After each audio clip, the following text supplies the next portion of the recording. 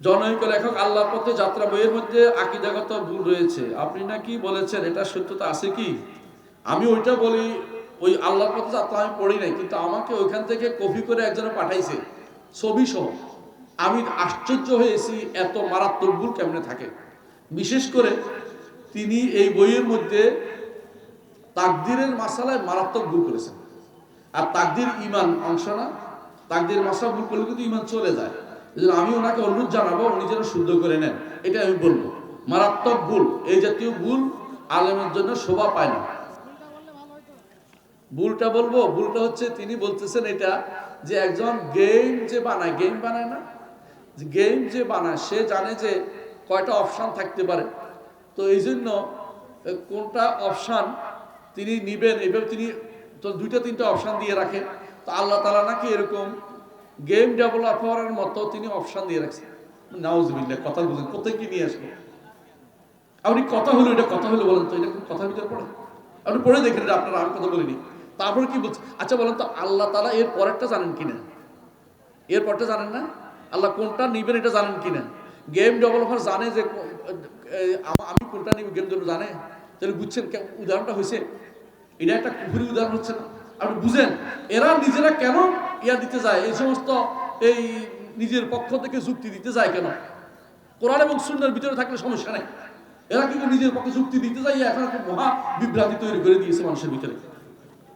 Saudi আরব থেকে যে সকল মসজিদ দেওয়া হচ্ছে, যাদের মাধ্যমে অর্থ দেওয়া হচ্ছে, তারা ৩-৪ লাখ টাকা গ্রহণ করছেন, এরকম মসজিদে সালাত আদায় হবে কি? আমি নিজে কোনোদিন পাই নাই, আমি জানিও না, ঘটনাগুলি বলি। এখন কেউ যদি কোনো ৩-৪ লাখ টাকা মানুষ থেকে নিয়ে দিচ্ছেন, তো হারাম খোর, তাই না? মসজিদের তো দোষ নাই, যে ব্যক্তি নিছে তার দোষ। মসজিদ যদি আল্লাহর ঘরের জন্য হয়ে থাকে, সে ব্যক্তি অন্যায় করছে, সেটা গুনাহ তার। এবং কিন্তু মসজিদ আল্লাহর ঘরের জন্য করে ফেলে এটা জায়েজ হবে, কারণ যদি কোনো এইটা কিনতে গিয়ে তিনি সুদের টাকা দিয়ে কিনছেন, এটা আলাদা কথা। আর এটা যেহেতু ভালো টাকা দিয়ে কিনছেন, বানানোর ক্ষেত্রে ওসব খারাপ ব্যবহার করছে, তাহলে যে ব্যক্তি অন্যায় করছেন তার গুনাহ।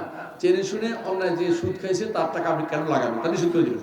আর যদি কোনো লাগাই ফেলছে, তাহলে মসজিদে নামাজ পড়তে আশা করি অসুবিধা হবে না, কারণ আল্লাহর ঘরের জন্য মূলত জায়গাটাতে সমস্যা নেই। বানাইছে ঘর, ঘর তো অতিরিক্ত জিনিস, বাইরে এর তো থাক, কিন্তু মূল জায়গাটাতে কোনো সমস্যা, জোর করে তো জায়গা দখল করা হয়নি। আর যদি এমন হয় হারাম টাকা দিয়ে, কারো অর্থসৎকৃত টাকা দিয়ে কেউ কি কিনছে, জমি কিনছে, ওই জমিনে নামাজ হবে না, ওই জমিনে মসজিদ বানানো যাবে না। জি, গরম আছে? যখন শুনছি আমি চার কথা বলছি, তখন কিন্তু চা চলে এসছে। আমার কোনো পুত্র সন্তান নাই, পৈতৃক সূত্রে আমি যে সম্পদ পেয়েছি তা আমার নামে আছে, আমার মৃত্যুর পর শরীয়ত অনুসারে বন্টন হবে। প্রশ্ন, যদি আমার নিজ ইনকাম করা অর্থ দিয়ে সম্পদ ক্রয় করে আমার স্ত্রীকে বা মেয়েকে লিখে দেই, তাহলে আমি কি কারো হক নষ্ট করলাম? আবু বকর সিদ্দিক ভাই, পৈতৃক সূত্রে যা পেয়েছেন, নিজে যা কিনছেন, খেয়াল করেন জিনিসটা, এগুলো আপনি নিজের খরচ চালিয়ে যাবেন, যত ভালো করে চলতে পারেন দান করে যাবেন, পুরোটাই দান করতে পারবেন, শরীয়তে নিষেধ নাই। যদি কেউ ওসিয়ত করে 3 ভাগের 1 ভাগ দিয়ে করতে হয়, দান করলে পুরোটাই করতে পারে। কথা বলছেন, আল্লাহর রাস্তায় দান করে বেশি করে যান, আপনাকে অনুরোধ জানাচ্ছি এটা করতে।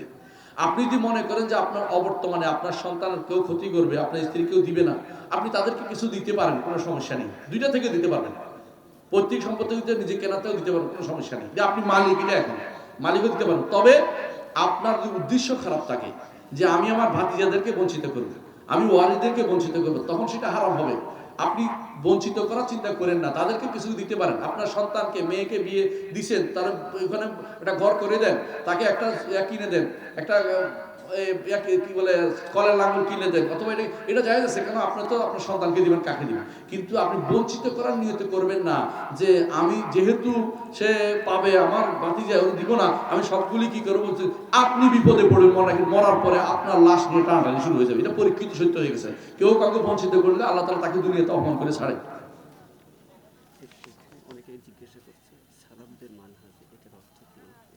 অনেকে জিজ্ঞাসা করছেন সালাফদের মানহাজে এর অর্থ কি? মানহাজ হচ্ছে চলার পথ। আল্লাহ তাআলা ইহদিনাস সিরাতাল মুস্তাকিম বলছে কিনা? প্রতিদিন পড়েন কিনা? কয়বার পড়েন? 17 বার। প্রতিদিন 17 বার বলেন, আল্লাহ আমাকে সরল সঠিক পথ দিন, বলেন না? সরল সঠিক পথ কোনটা? যাদেরকে আল্লাহ আপনি নেয়ামত দিয়েছেন, ওইটাই আমরা বলতেছি। ওই পথটাকে, যে পথের উপর নেয়ামত আছে, ওই পথটা কাদের উপর নেয়ামত আছে? নবীরা, সিদ্দিকরা, শহীদরা এবং নেককাররা। এই নেককারদের মধ্যে সেরা নেককার হচ্ছে সাহাবায়ে কেরাম। সাহাবায়ে কেরামের সুন্দর অনুসারীরা। সালাফি মানহাজ হচ্ছে এটাই, যারা সাহাবায়ে কেরামের পদাঙ্ক অনুসরণ করে চলে, এরা হচ্ছে সালাফ।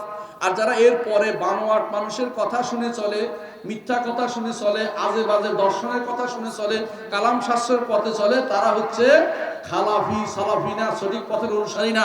এটা হচ্ছে কোনো দলের নাম নয়। সালাফ কোনো দলের নাম নয়। সালাফ হচ্ছে সাহাবায়ে কেরামকে সালাফ বলে একসাথে, যে এরা আগে চলে গেছে, আমাদের পূর্বসূরি। আমাদের পূর্বসূরি হচ্ছে তারাই, তারা হচ্ছে সাহাবায়ে কেরাম। কথা বুঝছেন কিনা? আমাদের যদি কোনো 10 নম্বর দাদা হিন্দু থাকে, সে আমার পূর্বসূরি হইব? কে হইব? আমাদের সালাফ হচ্ছে আমাদের আইডিওলজিগত, যিনি আমাদের সাথে একমত, তিনি হচ্ছেন আমার সালাফ, তিনি হচ্ছেন সাহাবায়ে কেরাম। আমি যে আকীদা পোষণ করি, এই আকীদা কে পোষণ করতো? আবু বকর, ওমর, ওসমান, আলী, সাহাবায়ে কেরাম। তাদের অনুসরণ করলে আমরা তাদেরকে আমাদের সালাফ বলি, মানে আমাদের পূর্বসূরি, সম্মানিত পূর্বসূরিকে সালাফি মানহাজ। এর পথে যারা চলে তাদের পথ থেকে বলে সালাফি মানহাজ। এটা কোনো দলের নাম নয়, গোষ্ঠীর নাম নয়। কেউ যদি কোনো বাপে সালাফি নাম দিছে, ছেলে সালাফি হয়ে যাবে না, আকীদা বিশ্বাস ঠিক থাকলে সালাফি বললে হইব না। এই জন্য এটা হচ্ছে গুণগত নাম, বৈশিষ্ট্যগত নাম, জন্মগত নাম নয়। বুঝছেন কিনা? উনি যদি ছেলের নাম রাখে ফেলে সালাফি, তাও সালাফি হইব না, আকীদা শুদ্ধ হইতে হইব। কথা বুঝছেন কিনা? মানা শুদ্ধ হইতে হবে। অনেকে আছে বই লিখে বলছে অমুক অমুক সালাফি, ছেলের খবর উল্টা পাল্টা লেখে, আকীদা শুদ্ধ হইব, সে আকীদা শুদ্ধ হইব, সে সালাফি না। জি, ও অনেকগুলি প্রশ্ন, অনেকগুলি শেষ করেন। সালাফি বা আহলে হাদিসরা কি হানাফি মাযহাব বিদ্বেষী? না না না, এটা মাযহাবের লোকেরাও সালাফি হয়, মাযহাবের লোকেরাও সালাফি হইতে পারে। প্রমাণ হচ্ছে ইমাম ইবনে আবি ইজ্জাল হানাফি রাহমাতুল্লাহ আলাইহি, তার কিতাব সারা বিশ্বের সমস্ত মাদ্রাসায় পড়ানো হয়, এমনকি মদিনা ইউনিভার্সিটি পড়ানো হয়, এমনকি আমরা ওইটাই পড়েছি আমাদের বড় বড় শাইখদের কাছে। এই জন্য কেউ যদি মনে করে সালাফি হলে হানাফি বিদ্বেষী হবে, তাহলে সে ব্যক্তি সঠিক বুঝে নেয়। সালাফি আকীদাতে হয়, হানাফিটি হতে ফিকহের মাসআলাতে হয় ভাই। মানে আকীদাতে আবু হানিফা রাহমাতুল্লাহ আলাইহি, মালিক, শাফিঈ, আহমদ, এদের মধ্যে কোনো বিরোধ ছিল না। বিরোধটা হয়েছে মাসআলার ক্ষেত্রে, ফিকহের মাসআলার ক্ষেত্রে। আকীদার মধ্যে তাদের মধ্যে কোনো বিরোধ ছিল না। সাহাবায়ে কেরামের মধ্যে মাসআলার ক্ষেত্রে বিরোধ ছিল, এক এক সাহাবী এক এক আমল করেছেন, কিন্তু আকীদার মধ্যে তাদের মধ্যে কোনো বিরোধ ছিল না। 3 নম্বর, ইমাম আবু হানিফা সালাফিরা কি ইমাম আবু হানিফা অনুসরণ করেন? ইমাম আবু হানিফা অনুসরণ করলেও সালাফি থাকবে, কোনো সমস্যা নেই, কিন্তু আকীদা শুদ্ধ হইতে হবে। সত্য কি? আকীদা শুদ্ধ। কেউ যদি আকীদা শুদ্ধ করে বলে যে, আকীদা শুদ্ধ না করে সালাফি অনুসরণ, হানাফি, আবু হানিফা অনুসরণ করে, মিথ্যা কথা বলছে। কেউ আবু হানিফা অনুসরণ করে নাই।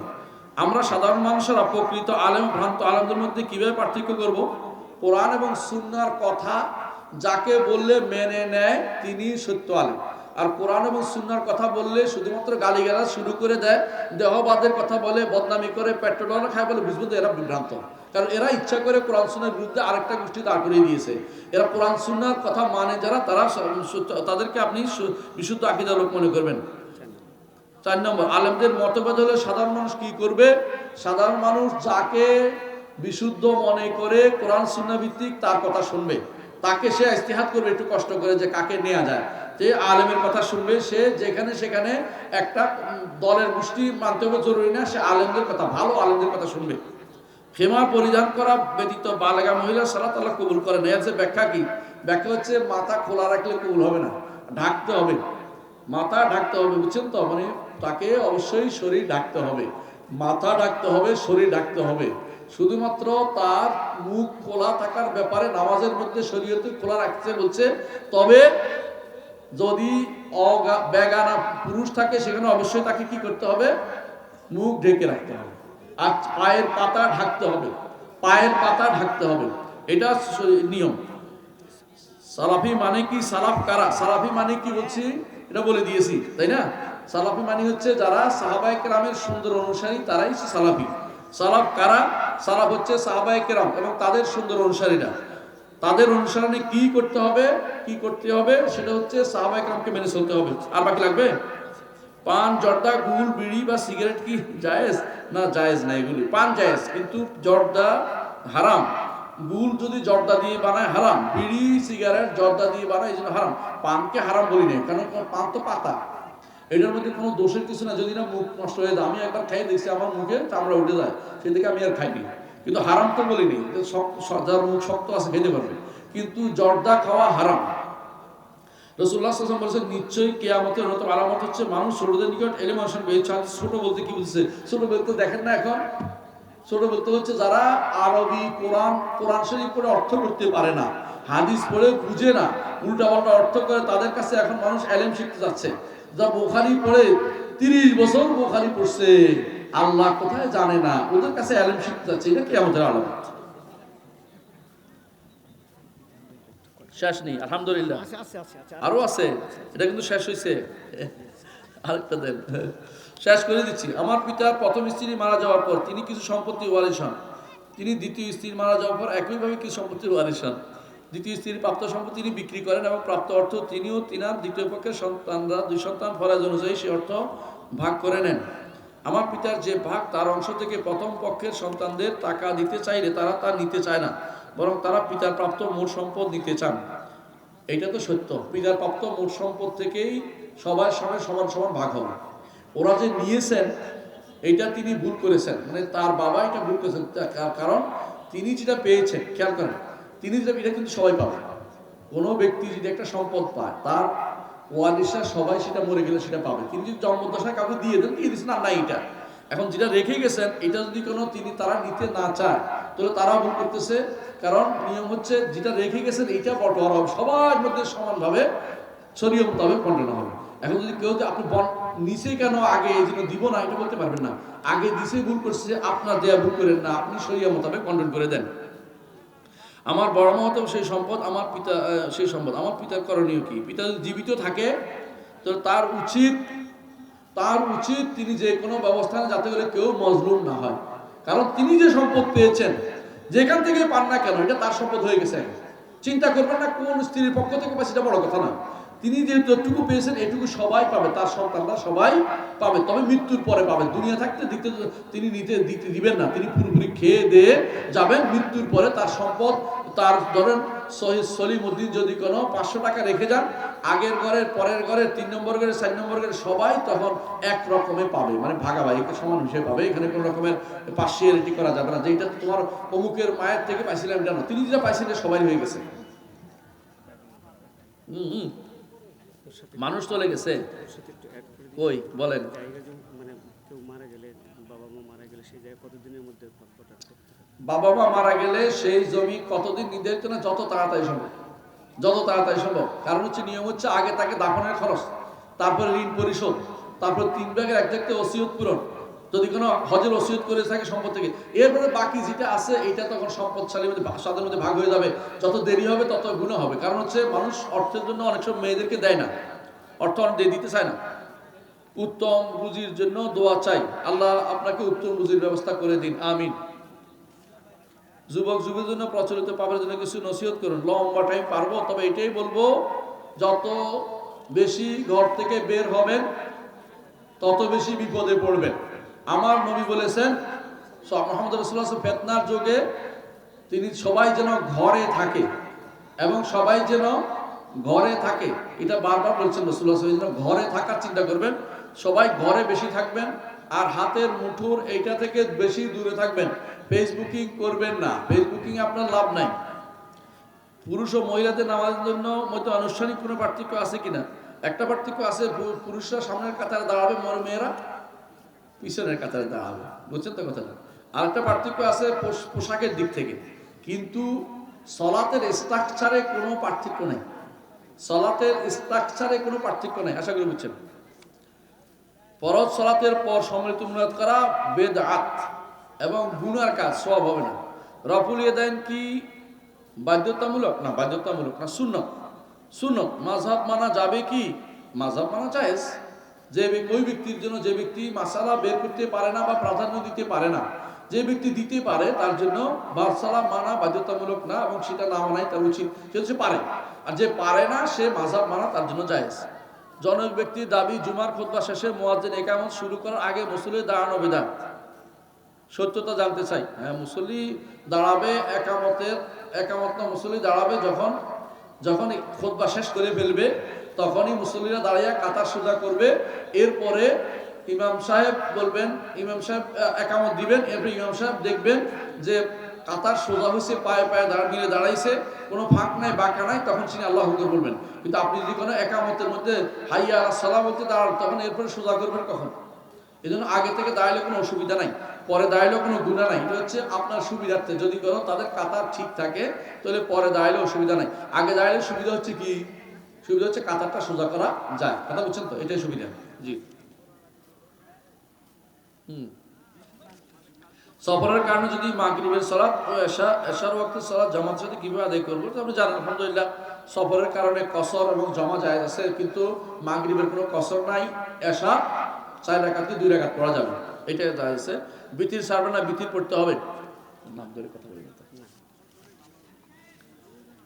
এমন কাস্টমার অনলাইন, বাবা এই লম্বা আলোচনা গো, আজকে থাক শেষ।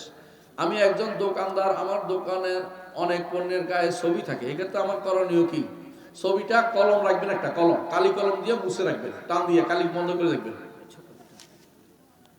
আমি বিকাশ পার্সোনাল নং হতে লেনদেন করি। যদি কোনো মানুষ বিকাশের মাধ্যমে 10 টাকা নেয়, কিন্তু এখানে 1000, 20, 1000, 15 টাকা বিকাশের মাধ্যমে টাকা নেয়, কিন্তু এখানে 1000, 20, 1000, 15 টাকা ওই অতিরিক্ত নিয়ে আসল টাকা ফেরত দিয়ে থাকি না। যদি কোনো একটা আছে খেদমত, আমি একটা সার্ভিস চার্জ, যেটা ওইটা যদি কোনো দ্বিতীয় হয় দিবেন, কারণ সে তা তো লোক আছে, তা তো খরচ করতে হয়। আর যদি অতিরিক্ত, এর চেয়ে অতিরিক্ত নেন তো এটা হারাম, এটা শুধু হয়ে যাবে। কিন্তু যেটা সার্ভিস চার্জ, এটা না জায়েজ না, সার্ভিস চার্জটা জায়েজ। জি। আর কোনো কিছু আছে কিনা দেখি ভাই। আর একটা নেই, শয়তানের প্ররোচনায় অনেকের হক নষ্ট করেছে, এক্ষণে একে একে সবার কাছে মাপ চাওয়া সম্ভব নয়। যতটুকু পারেন চেষ্টা করবেন, আর বাকিটা আল্লাহর কাছে কামবেন। আল্লাহ যেন হাসরের দিন তারে যেন খুশি করে জান্নাত দিয়ে দেয়, সেজন্য আপনার কাছে দৌড়ায় না আসে যে আমার কিছু নেকি অভাব পড়েছে, আপনি আমাকে নেকিটা দিলে আমি জান্নাত যেতে পারবো। এইটা খুঁজতে আসলে বিপদ। যদি সে আল্লাহ খুশি করে তাকে বিদায় করে দিতে পারে জান্নাতে, আপনার সমস্যা নেই। আল্লাহর কাছে বেশি বেশি করে চাইবেন, বেশি, আল্লাহ যেন তাকে খুশি করে দেয়, আল্লাহ যেন ক্ষমা করে দেয় আপনাকে এবং তাকে খুশি করে, যার হক সে যেন খুশি হয়ে যায়। উলুহিয়া করবো, তাহলে বাস্তবায়ন করবো। যে কেউ এর মধ্যে একটা করবে না, সে জান্নাত, সে কোনোদিন জান্নাত যেতে পারবে না। একটা বাদ দিলেও জান্নাত, একটা বাদ দিলে জান্নাত বুঝেন কিনা? ওযু করার সময় আপনি সব করছেন, শুধু মাথা মসে করেন নাই। ওযু হবে একবারে বলেন আমি একবারে ইখলাসের সাথে নামাজ পড়ছি, ওযুটা বাদ যাবে, ওযু নামাজ তো হইব না। ঠিক দুনিয়ার বুকে জান্নাতে যেতে হলে আপনাকে তাওহীদ ঠিক থাকতে হবে। এই 5টা জিনিস কথা বলছি, কটা বলছি? 5টা। আল্লাহর সত্তা, কর্ম, আল্লাহর অধিকার, আল্লাহর নাম ও গুণ, কটা বলছি? এই 5টা যদি ঠিক করেন, আপনি তাওহীদ ঠিক আছে। তাওহীদ বুঝছেন কঠিন কিছু না, তাওহীদ বুঝতে কঠিন কিছু না। আপনার কি আছে? আপনি একটা সত্তা আছে না? আপনার কিছু কাজ আছে, আপনার নাম আছে, আপনার গুণ আছে। আপনি কিছু আপনার অধীনস্থদের কাছে চান, আমার জন্য চা নিয়ে আসো, ঠান্ডা চা কেন, গরম চা নিয়ে আসো, দিয়ে আসে না? অধিকার আছে না কিছু? আল্লাহর কি আছে? নাম আছে, আল্লাহর সত্তা আছে, কর্ম আছে, নাম আছে, গুণ আছে, আর কি আছে? অধিকার আছে। এই 5টি জিনিস যদি আপনি আল্লাহর জন্য নির্ধারণ করতে পারেন, আপনি তাওহীদবাদী হবেন। না হলে আপনি পথভ্রষ্টদের নাম লেখাবেন। জান্নাতে যাওয়া আপনার পক্ষে সহজ হবে না। যত বড় আল-খাল্লায় গায়ের দেন না কেন, যত বড় মসজিদের ইমাম হন না কেন, আপনি কোনো লাভ হবে না। কথা বুঝতে পারছি? অনেকের মনে কষ্ট থাকলেও আমার কিছু যায় আসে না। আমি আমার রবকে খুশি করার জন্য বলে গেছি। আল্লাহ আমাদের কবুল করুন। সুবহানাকাল্লাহু ওয়া বিহামদিকা, আশহাদু আল্লা ইলাহা ইল্লা আনতা, আস্তাগফিরুকা ওয়া আতুবু ইলাইক। আসসালামু আলাইকুম ওয়া রাহমাতুল্লাহি ওয়া বারাকাতুহু। যাবেন না, প্রশ্ন উত্তর আছে, শুনে যান। শেষ, অল্প কতক্ষণের মধ্যে শেষ করব। ইসলামের দৃষ্টিতে শহীদ কারা? ইসলামীতে শহীদ হচ্ছে মান কাতালা লিতাকুনা কালিমাতুল্লাহিল উলিয়া, যে ব্যক্তি যুদ্ধ করবে একমাত্র আল্লাহর বাণী, কালিমাতুল্লাহ কোনটা বলেন তো? লা ইলাহা ইল্লাল্লাহ। যে ব্যক্তি লা ইলাহা ইল্লাল্লাহ, আল্লাহ ব্যতীত সত্য কোনো ইলাহ নেই, আল্লাহ ব্যতীত কোনো মাবুদ নেই, আল্লাহ ব্যতীত আর কারো ইবাদত আমি করি না, আল্লাহ ব্যতীত কারো দাসত্ব আমি করি না, এই কথা বাস্তবায়নের জন্য যে ব্যক্তি মারা যাবে, সে ব্যক্তি শহীদ হবে বলে আমার নবী বলে দিয়েছেন। কেউ যদি বিছানায় শুয়ে থাকে, নিচে বসে কোরআন পড়া যাবে কি? কোনো সমস্যা নেই, কোনো সমস্যা নেই। বিছানায় শুয়ে আছে, উপরে আপনি নিচে বসে, অথবা তিনি উপরে সিটে শুয়ে আছে, আপনি নিচে কোরআন শরীফ পড়ছেন, এতে কোনো সমস্যা নেই। এটাকে অতিরিক্ত মনে করে, মানে দরবেশি মনে করে নামাজ কোরআন শরীফ পড়া বন্ধ করতে পারবেন না। অনেক সময় স্বামী শুয়ে থাকে, স্ত্রী কোরআন পড়ে না, এটা ঠিক নয়। স্ত্রীর যে অবস্থা আছে শুয়ে শুয়ে কোরআন পড়া যায়, কোনো সমস্যা নেই। আল্লাযীনা ইয়াযকুরুনাল্লাহ কিয়ামান ওয়া কুউদান ওয়া আলা জুনুবিহিম, যারা আল্লাহ জিকির করে, কোরআন আল্লাহ জিকির অন্তর্ভুক্ত।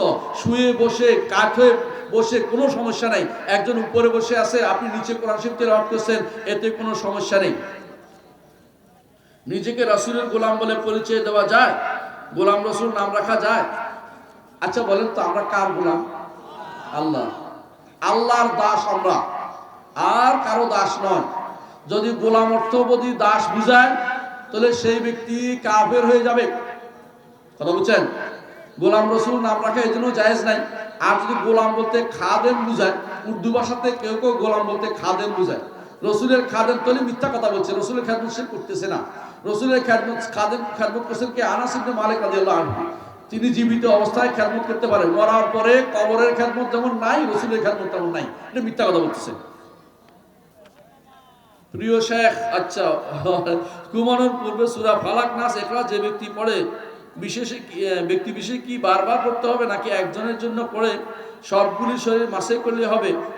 বাচ্চাদের জন্য একবার পড়ে মাসে করলে হয়ে যাবে। আর নিজের জন্য হলে আপনি নিজেরটা মাসে করবেন, নিজে মানে প্রাপ্তবয়স্ক যারা, আপনার স্ত্রীরটা উনি পড়বেন, আপনারটা আপনি পড়বেন। আর বাচ্চাদের জন্য আপনি একবার পড়ে মাসে করলে হয়ে যাবে। জি, আল্লাহ তার কাছে যারা আছে, আল্লাহর কাছে কিছু ফেরেশতা আছে কিনা? আছে। তাদের কাছে আপনাদের কথা আলোচনা করেন। সুবহানাল্লাহ, বিশাল সুবিধা।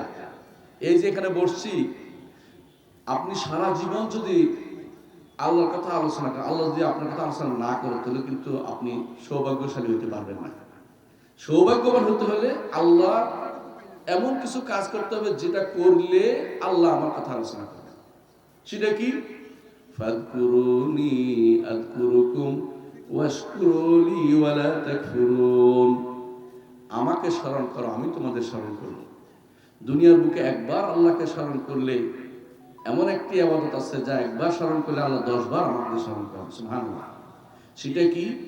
আমার নবী মুহাম্মদুর রাসূলুল্লাহ সাল্লাল্লাহু আলাইহি ওয়াসাল্লাম প্রতি একবার বলতে পারেন, আল্লাহুম্মা সাল্লি আলা মুহাম্মদ। আল্লাহ, আপনি মুহাম্মদের উপরে সালাত পেশ করেন। সালাত অর্থ কি জানেন কিনা আপনারা? এই সালাত অর্থ কি? আল্লাহ দোয়া করে, হইল না কথা? অর্থ করলে বুঝলেন তো হয় না, আপনি বুঝলেন, আমি বলবো না। আল্লাহর পক্ষ থেকে যখন সালাত হয়, তখন হয় ফেরেশতাদের কাছে নবীর কথা আলোচনা করা, আপনার কথা আলোচনা করা। সুবহানাল্লাহ। আপনি যখন আমার নবীর উপরে দুরূদ পাঠাইছেন, তো সালাত, আল্লাহ 10 বার আপনার জন্য, হাদিসে আছে, একবার যদি কেউ নবীর উপরে সালাত সালাম পেশ করে, আল্লাহ 10 বার তার জন্য সালাত পেশ করেন। আপনার সালাত পেশ অর্থ কি?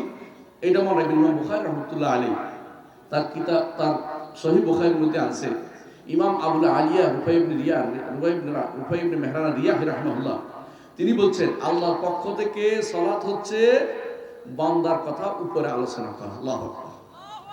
মানে আপনি দুনিয়াতে আল্লাহুম্মা সাল্লি আলা মুহাম্মদ বলেন না সালাতের মধ্যে, তখনই আল্লাহ 10 বার আপনার কথা ফেরেশতাদের কাছে আলোচনা করেন। তাহলে একবার নয়, যদি আপনি আমার নবীর উপরে একবার দুরূদ পেশ করেন, আল্লাহ 10 বার আপনার জন্য রহমত আলোচনা করেন, সুন্দরভাবে আপনার কথা। শুধু দোয়া তো আল্লাহর পক্ষ থেকে যেটা হবে, এটা হলো সুন্দরভাবে আলোচনা, তার প্রশংসামূলক আলোচনা করেন। আপনি নবীর উপরে সালাত পেশ করেছেন, আল্লাহ সেটাকে আপনার উপর ফেরত দিচ্ছেন উত্তম আলোচনার মাধ্যমে। আলাইহি বিআশরা, 10 বার। এটা আপনারা যখন খুতবা এটা শুনে থাকেন, এর অর্থ হচ্ছে আমরা যেখানে বসেছি এটা জিকিরের মজলিস। কোনো সন্দেহ আছে? আমাদের সমাজে অনেক সময় জিকিরের বহু কি হয়েছে, প্রকরণ হয়ে গেছে। কেউ কেউ জিকির করতে করতে প্যান্ডেলে উঠে যায়, দেখছেন না? কেউ কেউ জিকির লাফাইতে লাফাইতে পড়ে যায়, কেউ কেউ জিকির করতে হুজুর উপর দিয়ে এসে পড়তেছে। এগুলিও জিকির আমরা দেখি। এগুলি আমার নবীর শিখানো জিকির না। এগুলি সাহাবায়ে কেরাম করেন নাই, এগুলি ইমামরা করেন নাই। আবু হানিফা রাহমাতুল্লাহ এই জাতীয় জিকির করেন নাই, মালিকও এই জাতীয় জিকির করেন নাই, শাফিঈও করেন নাই, আহমদ ইবনে হাম্বল করেন নাই, বুখারী করেন নাই, মুসলিম করেন নাই, ইমামরা কোনোদিন এই জাতীয় জিকির করেন না। তারা কোন জিকির করেছেন? মাজালিসুল হালাল ওয়াল হারাম। ইমাম যাদের সাহাবীদের কথা দিয়ে বলতেছি, সাহাবীদের মধ্যে আলাম বেশি জানতেন হালাল হারাম সম্পর্কে, সাহাবীদের বেশি মুআয ইবনে জাবাল রাদিয়াল্লাহু আনহু। তিনি বলতেছেন যে জিকিরের মজলিস বোঝাচ্ছে যেখানে হালাল হারামের আলোচনা হয়, যেখানে ঈমানের আলোচনা হয়, যেখানে তাওহীদের আলোচনা হয়, যেখানে শরিয়ার আলোচনা হয়, সেটা হচ্ছে মাজালিসুল জিকির, জিকিরের মজলিস। কথা কি বুঝতে পারছি?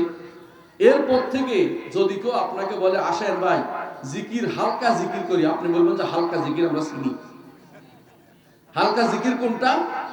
হালকা জিকির হচ্ছে আল্লাহর কথা আলোচনা, রাসূলের কথা আলোচনা, কোরআনের কথা আলোচনা, দ্বীনের কথা আলোচনা, শরীয়তের কথা আলোচনা, আকীদার কথা আলোচনা, তাওহীদের আলোচনা। এটা হচ্ছে হালকা, হালাকাতুল জিকির। হালকা অর্থ হচ্ছে এইভাবে বসছেন না, এটা না হালকা। হালকা অর্থ লাফাইয়া লাফাইয়া পড়া নয়। লাফাইয়া কত রকমের জিকির যে বের হয়েছে, আপনাদের এলাকা ভালো এলাকা, এই জন্য হয়তো জানেন না অনেক রকমের জিকির। কেউ জিকির করে কিরকম জানেন তো? ইল্লাল্লাহ অর্ধেক, অথবা শুধু ইল্লাল্লাহ ইল্লাল্লাহ ইল্লাল্লাহ ইল্লাল্লাহ ইল্লাল্লাহ অর্থ কি জানেন তো? কিচ্ছু না, আল্লাহ ছাড়া কিছু, আল্লাহ নাই, আল্লাহ ছাড়া, আল্লাহ ছাড়া, আল্লাহ ছাড়া, আল্লাহ ছাড়া। কথা হয়েছে অর্থপূর্ণ কথা হয়নি, অর্থপূর্ণ কথা হয়নি। কথা বুঝেন কিনা? আমার নবী এই জাতীয় জিকির শিক্ষা দেন নাই। আপনাদের কাছে হিসনুল মুসলিম আছে, আমার অনুবাদ করা দেখবেন। হিসনুল মুসলিম পড়লে বুঝতে পারবেন যে আমার নবী যত জিকির দিয়েছেন তার মধ্যে মৌলিক জিকির হচ্ছে 5টা। সুবহানাল্লাহ, আলহামদুলিল্লাহ, লা ইলাহা ইল্লাল্লাহ, আল্লাহু আকবার, সুবহানাল্লাহ, আলহামদুলিল্লাহ, আল্লাহু আকবার, লা ইলাহা ইল্লাল্লাহ, লা হাওলা ওয়ালা কুওয়াতা ইল্লা বিল্লাহ। এই 5টা জিকির দেওয়ার পরে রাসূল ইস্তিগফারের কথা বলেছেন, আর রাসূল সালাত ও সালামের কথা বলেছেন। এই 6টা 7টা জিনিস যদি আপনি নিজে ধারণ করতে পারেন, সমস্ত জিকিরের মধ্যে এগুলি পাবেন আপনি, সমস্ত জিকিরের মধ্যে এগুলি পাবেন। মুহাম্মদ রাসূলুল্লাহ সাল্লাল্লাহু আলাইহি ওয়াসাল্লাম আমাদেরকে বলেছেন আরাফার মাঠ সবচেয়ে এমন জায়গা যেখানে আল্লাহ তাআলা সেদিন বিকালে নিকটতম আসমানে নেমে আসেন। সহিহ হাদিস দ্বারা প্রমাণিত। আল্লাহ কোথায় নামেন? আরাফার মাঠ, নিকটতম আসমানে, দুনিয়ার ভিতরে না। সে নেমে এসে তিনি বলতে থাকেন আমার বান্দারা কি চায়, আমার বান্দারা কি চায়, এদেরকে আমি ক্ষমা করে দিলাম। আল্লাহু আকবার। এই যে আল্লাহ তাআলা বলেন, ওই সময় আমাদের কোন জিকিরটা আমরা করি জানেন? লা ইলাহা ইল্লাল্লাহু ওয়াহদাহু লা শারীকা লাহু লাহুল মুলকু ওয়া লাহুল হামদু ওয়া হুয়া আলা কুল্লি শাইইন কাদির। এত গুরুত্বপূর্ণ জিকির যে সকালে 10 বার করি, বিকালে 10 বার করি না? কখনো যারা পারেন 100 বারও করেন। আল্লাহর কাছে এর চেয়ে উত্তম জিকির আর কিছু হতেই পারে না। সবচেয়ে উত্তম জিকির হচ্ছে এটা, কমপ্লিটলি লা ইলাহা ইল্লাল্লাহু ওয়াহদাহু লা শারীকা লাহু লাহুল মুলকু ওয়া লাহুল হামদু ওয়া আলা কুল্লি শাইইন কাদির। কেন উত্তম জিকির হলো আজকে শুধু এটাই আমি আলোচনা করব ইনশাআল্লাহ। আল্লাহ তাআলা দুনিয়ার বুকে নবী পাঠিয়েছেন এই লা ইলাহা ইল্লাল্লাহ প্রতিষ্ঠা করার জন্য। দুনিয়ার বুকে আমাদের সৃষ্টি করে পাঠিয়েছেন লা ইলাহা ইল্লাল্লাহ প্রতিষ্ঠা করার জন্য। দুনিয়ার বুকে কিতাবগুলি নাজিল করেছেন লা ইলাহা ইল্লাল্লাহ প্রতিষ্ঠা করার জন্য। কয়টা বলছি? 3টা। অর্থাৎ আমাদের সৃষ্টির উদ্দেশ্য হচ্ছে লা ইলাহা ইল্লাল্লাহ প্রতিষ্ঠা করা। ওমা খালাকতুল জিন্না ওয়াল ইনসা ইল্লা লিয়াবুদুন। মানুষ এবং জিনকে শুধুমাত্র আমার ইবাদতের জন্য সৃষ্টি করেছি। এই শুধুমাত্র এটাই হচ্ছে লা ইলাহা ইল্লাল্লাহ। বুঝছেন তো? শুধুমাত্র একমাত্র আল্লাহর ইবাদত হবে, জন্য আল্লাহ আমাদেরকে সৃষ্টি করেছেন দুনিয়াতে, আর কোনো কারণ নাই। আমরা যারা আল্লাহর ইবাদত করে যেতে পারবো, আবার জান্নাতে যেতে পারবো। যে জান্নাতে থাকার কারণে, যে জান্নাত থাকার আনন্দ ছিল, এবং 3 জিনিসের গ্যারান্টি দিয়েছিল। 3 জিনিস বুঝেন কিনা? দুনিয়ার যত শাসকরা গ্যারান্টি 3টা চায়, তো আমরা 3টা জিনিস দেব। এটা কি? ভাত, কাপড়, বাসস্থান। বলে না? ভাত, কাপড়, বাসস্থানের গ্যারান্টি দেওয়ার জন্য আপনাদের কাছে ভোট চায়, এটা করে ওইটা করে, করে না? সবাই এটা করে, কিন্তু দুনিয়ার বুকে কেউ সবাই এটা দিতে পারবে না। কিন্তু আমার আল্লাহ জান্নাতে এটার গ্যারান্টি দিয়েছিলেন। যখন আদমকে দিয়েছিলেন তখন তিনি বলেছিলেন ইন্নাকা লা তাজমা ফি ওয়া লা তাদহা। এখানে এমন এক জায়গা আপনি কোনো খুদ পিপাসা পাবে না, এখানে কোনো আপনার ঘরের অভাব হবে না, এখানে কাপড়ের অভাব হবে না, আপনি কোনো উলঙ্গ হবেন না, ওয়ালা তার আপনি উলঙ্গ হবেন না। ভাত, কাপড়, বাসস্থান যত গ্যারান্টি আল্লাহ তাআলা দিয়েছেন জান্নাতে, শুধুমাত্র সেটা ছিল। দুনিয়াতে আসার জন্য আল্লাহ তাআলা ব্যবস্থাপনা করে দিয়েছেন আমাদের আদম আমাদের বাবা, তিনি একটা পদস্খলন হয়েছে, তার সামান্য ভুল হয়েছিল, ওই ভুলের কারণে আমরা দুনিয়াতে আসছি। আবার বলেও দিয়েছেন, ইম্মা ইয়াতিয়ান্নাকুম মিন্নি হুদান ফামান তাবি'a হুদায়া ফালা খাউফুন আলাইহিম ওয়া লা হুম ইয়াহজানুন। তোমাদের কাছে এই দুনিয়াতে পাঠাচ্ছি, তবে হেদায়েত যাবে। হেদায়েত কি? কোরআন। হেদায়েতের বাহক কে? নবী। হেদায়েতের বাণী কি? লা ইলাহা ইল্লাল্লাহু ওয়াহদাহু লা শারীকা লাহু লাহুল মুলকু ওয়া লাহুল হামদু ওয়া হুয়া আলা কুল্লি শাইইন কাদির। এইটা নিয়ে নবীরা আসছে, সমস্ত নবীরা। কোরআন আসছে, বাণী, আল্লাহর সমস্ত কিতাব এটা নিয়ে আসছে। কিতাবগুলি সবই আল্লাহর বাণী। তাওরাত, জাবুর, ইনজিল সবই আল্লাহর বাণী, আল্লাহর কথা। ওইগুলি মানসুখ হয়ে গেছে, রহিত হয়ে গেছে, কিন্তু কোরআন রয়ে গেছে, কিয়ামত পর্যন্ত থাকবে। যখন আল্লাহ ইচ্ছা করবেন তখন কোরআন আল্লাহ উঠিয়ে নেবেন, এর আগ পর্যন্ত কোরআন থাকবে। এটা সমস্ত কিছুর মূল উদ্দেশ্য হচ্ছে একমাত্র আল্লাহর ইবাদত করা, একমাত্র আল্লাহর ইবাদত করা। দেখুন, আপনি যখন সূরা ফাতিহা পড়েন তখন প্রশংসা করে কি বলেন? আলহামদুলিল্লাহি রাব্বিল আলামিন। সমস্ত হামদ কার জন্য? আল্লাহর জন্য, তিনি সমস্ত ইউনিভার্সের তিনি রব। আর রহমানির রহিম, তিনি রহমান রহিম। মালিকি ইয়াউমিদ্দিন। এতক্ষণ বলে তাকে কি করছি? আমরা একটু স্তুতি গাইছি, তাকে একটু প্রশংসা করছি। এরপর হচ্ছে আল্লাহ, আপনি হচ্ছে কিয়ামতের দিনের মালিক। প্রিয় ভাইরা, সবচেয়ে কঠিন জায়গা হচ্ছে এটা। কিয়ামতের দিন আপনাকে আমাকে সবাই আল্লাহর সামনে উপস্থিত হতে হবে, কেউ পালাইতে পারবো না। সেদিন এই যে ঘোষণা দিচ্ছি আপনি মালিক, এটা কিন্তু তাওহীদের একটা অংশ। মালিক হচ্ছেন আল্লাহ, এটা তাওহীদের একটা অংশ, পুরো তাওহীদ না। মালিকি ইয়াউমিদ্দিন। সেদিন কে নাজাত পাবে? যে ব্যক্তি একমাত্র আল্লাহর ইবাদত করে। এই জন্য সঙ্গে সঙ্গে বলছি, ইয়াকা না'বুদু ওয়া ইয়াকা নাস্তাঈন। আপনার ইবাদত করি, হাসরের দিন আমাকে অপমান করেন না। ওয়ালা তুখজিনি ইয়াওমা ইউবআসুন। যেদিন সবাইকে পুনরুত্থিত করা হবে, সেদিন আমাকে আল্লাহ অপমান করবেন না। ইন্না রাব্বানা ইন্নাকা মান তুদখিলিন নার ফাকাদ আখযাইতা। আল্লাহ যাকে জাহান্নামে প্রবেশ করিয়েছেন তাকে তো আপনি অপমান করিয়েছেন। জাহান্নামে প্রবেশের মতো অপমান আর কোনো কিছু নেই, সবচেয়ে বড় অপমান এটা। এইজন্য যে ব্যক্তি সালাতের মধ্যে চিন্তা করে এটা, যে আমি তো আল্লাহর প্রশংসা করছি প্রথম তিন কথা বলি, আলহামদুলিল্লাহ রাব্বিল আলামিন, আর রহমান রহিম, মালিক ইয়াউমিদ্দিন, তিনটেই প্রশংসা। তারপর বলতেছি মালিক ইয়াউমিদ্দিন, হ্যাঁ এটা কিয়ামতের দিনের মালিক, এটা আমার রব্বুল আলামিনের মালিক। এরপরে তিনি সেটার মালিক কি করবেন? আমাকে জান্নাত পেতে হবে। তো কি করব? আপনার ইবাদত করব, আপনার কাছে সাহায্য চাই। সাহায্য কেন চাই? ইবাদত করতে কিন্তু আমি পারতাম না আপনি যদি সাহায্য না করেন। ফজরের সালাতে উঠতে পারবেন না আল্লাহ যদি সাহায্য না করেন। শত চেষ্টা করলে যে মাথা ব্যথা আরম্ভ হয়েছে, পা ব্যথা আরম্ভ হয়েছে, অথবা কোনো একটা সমস্যা তৈরি হচ্ছে, আল্লাহর সাহায্য লাগবেই আল্লাহর ইবাদত করতে হলে। এইজন্য ইয়াকা না'বুদু ওয়া ইয়াকা নাস্তাঈন ইহদিনাস সিরাতাল মুস্তাকিম। আল্লাহ, আপনার ইবাদত করি, আপনার কাছে সাহায্য চাই। তবে দুনিয়ায় চলতে হলে আমাকে সিরাতুল মুস্তাকিমের উপর চলতে হবে। আপনি আমাকে দেখিয়ে দেন, আমি নিজে খুঁজে পাবো না। দয়া করে আপনি দিয়ে দেন আমাকে সিরাতুল মুস্তাকিম, যেই পথে চললে আমি জান্নাতে যেতে পারবো, সেই পথটা আমাকে দেখিয়ে দেন। সিরাতাল্লাযীনা আন'আমতা আলাইহিম, ওই পথটি দিন যেই পথে আপনি নিয়ামত দিয়েছেন। আর নিয়ামত দিয়েছেন কোথায়? আল্লাহ উন্নত বলে দিয়েছেন, উলাইকাল্লাযীনা আন'আমাল্লাহু আলাইহিম মিনান নাবিয়্যিন ওয়াস সিদ্দীকিন ওয়াশ শুহাদা ওয়াস সালিহিন।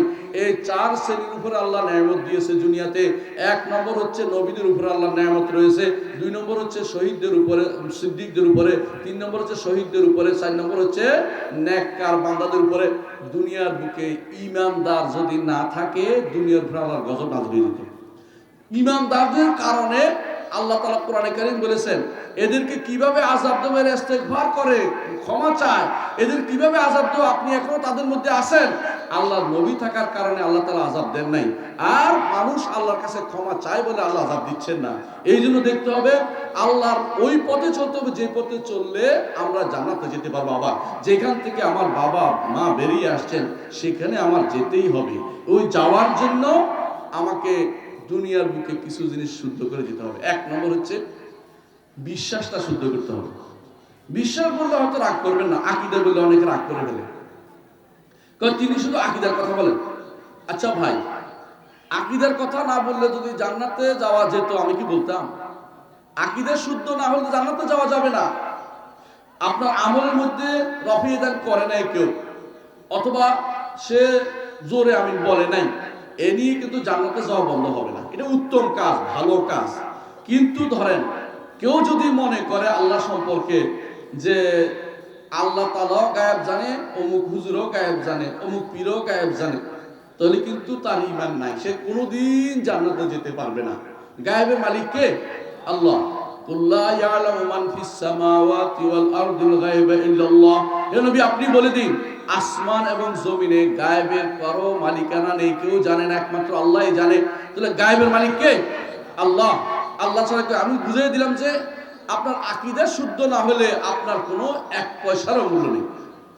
দেখুন মক্কার মানুষেরা মুহাম্মদুর রাসূলুল্লাহ সাল্লাল্লাহু আলাইহি ওয়াসাল্লামকে নবুয়তের আগেও কিন্তু ভালোবাসতো, ঠিক কিনা বলেন তো?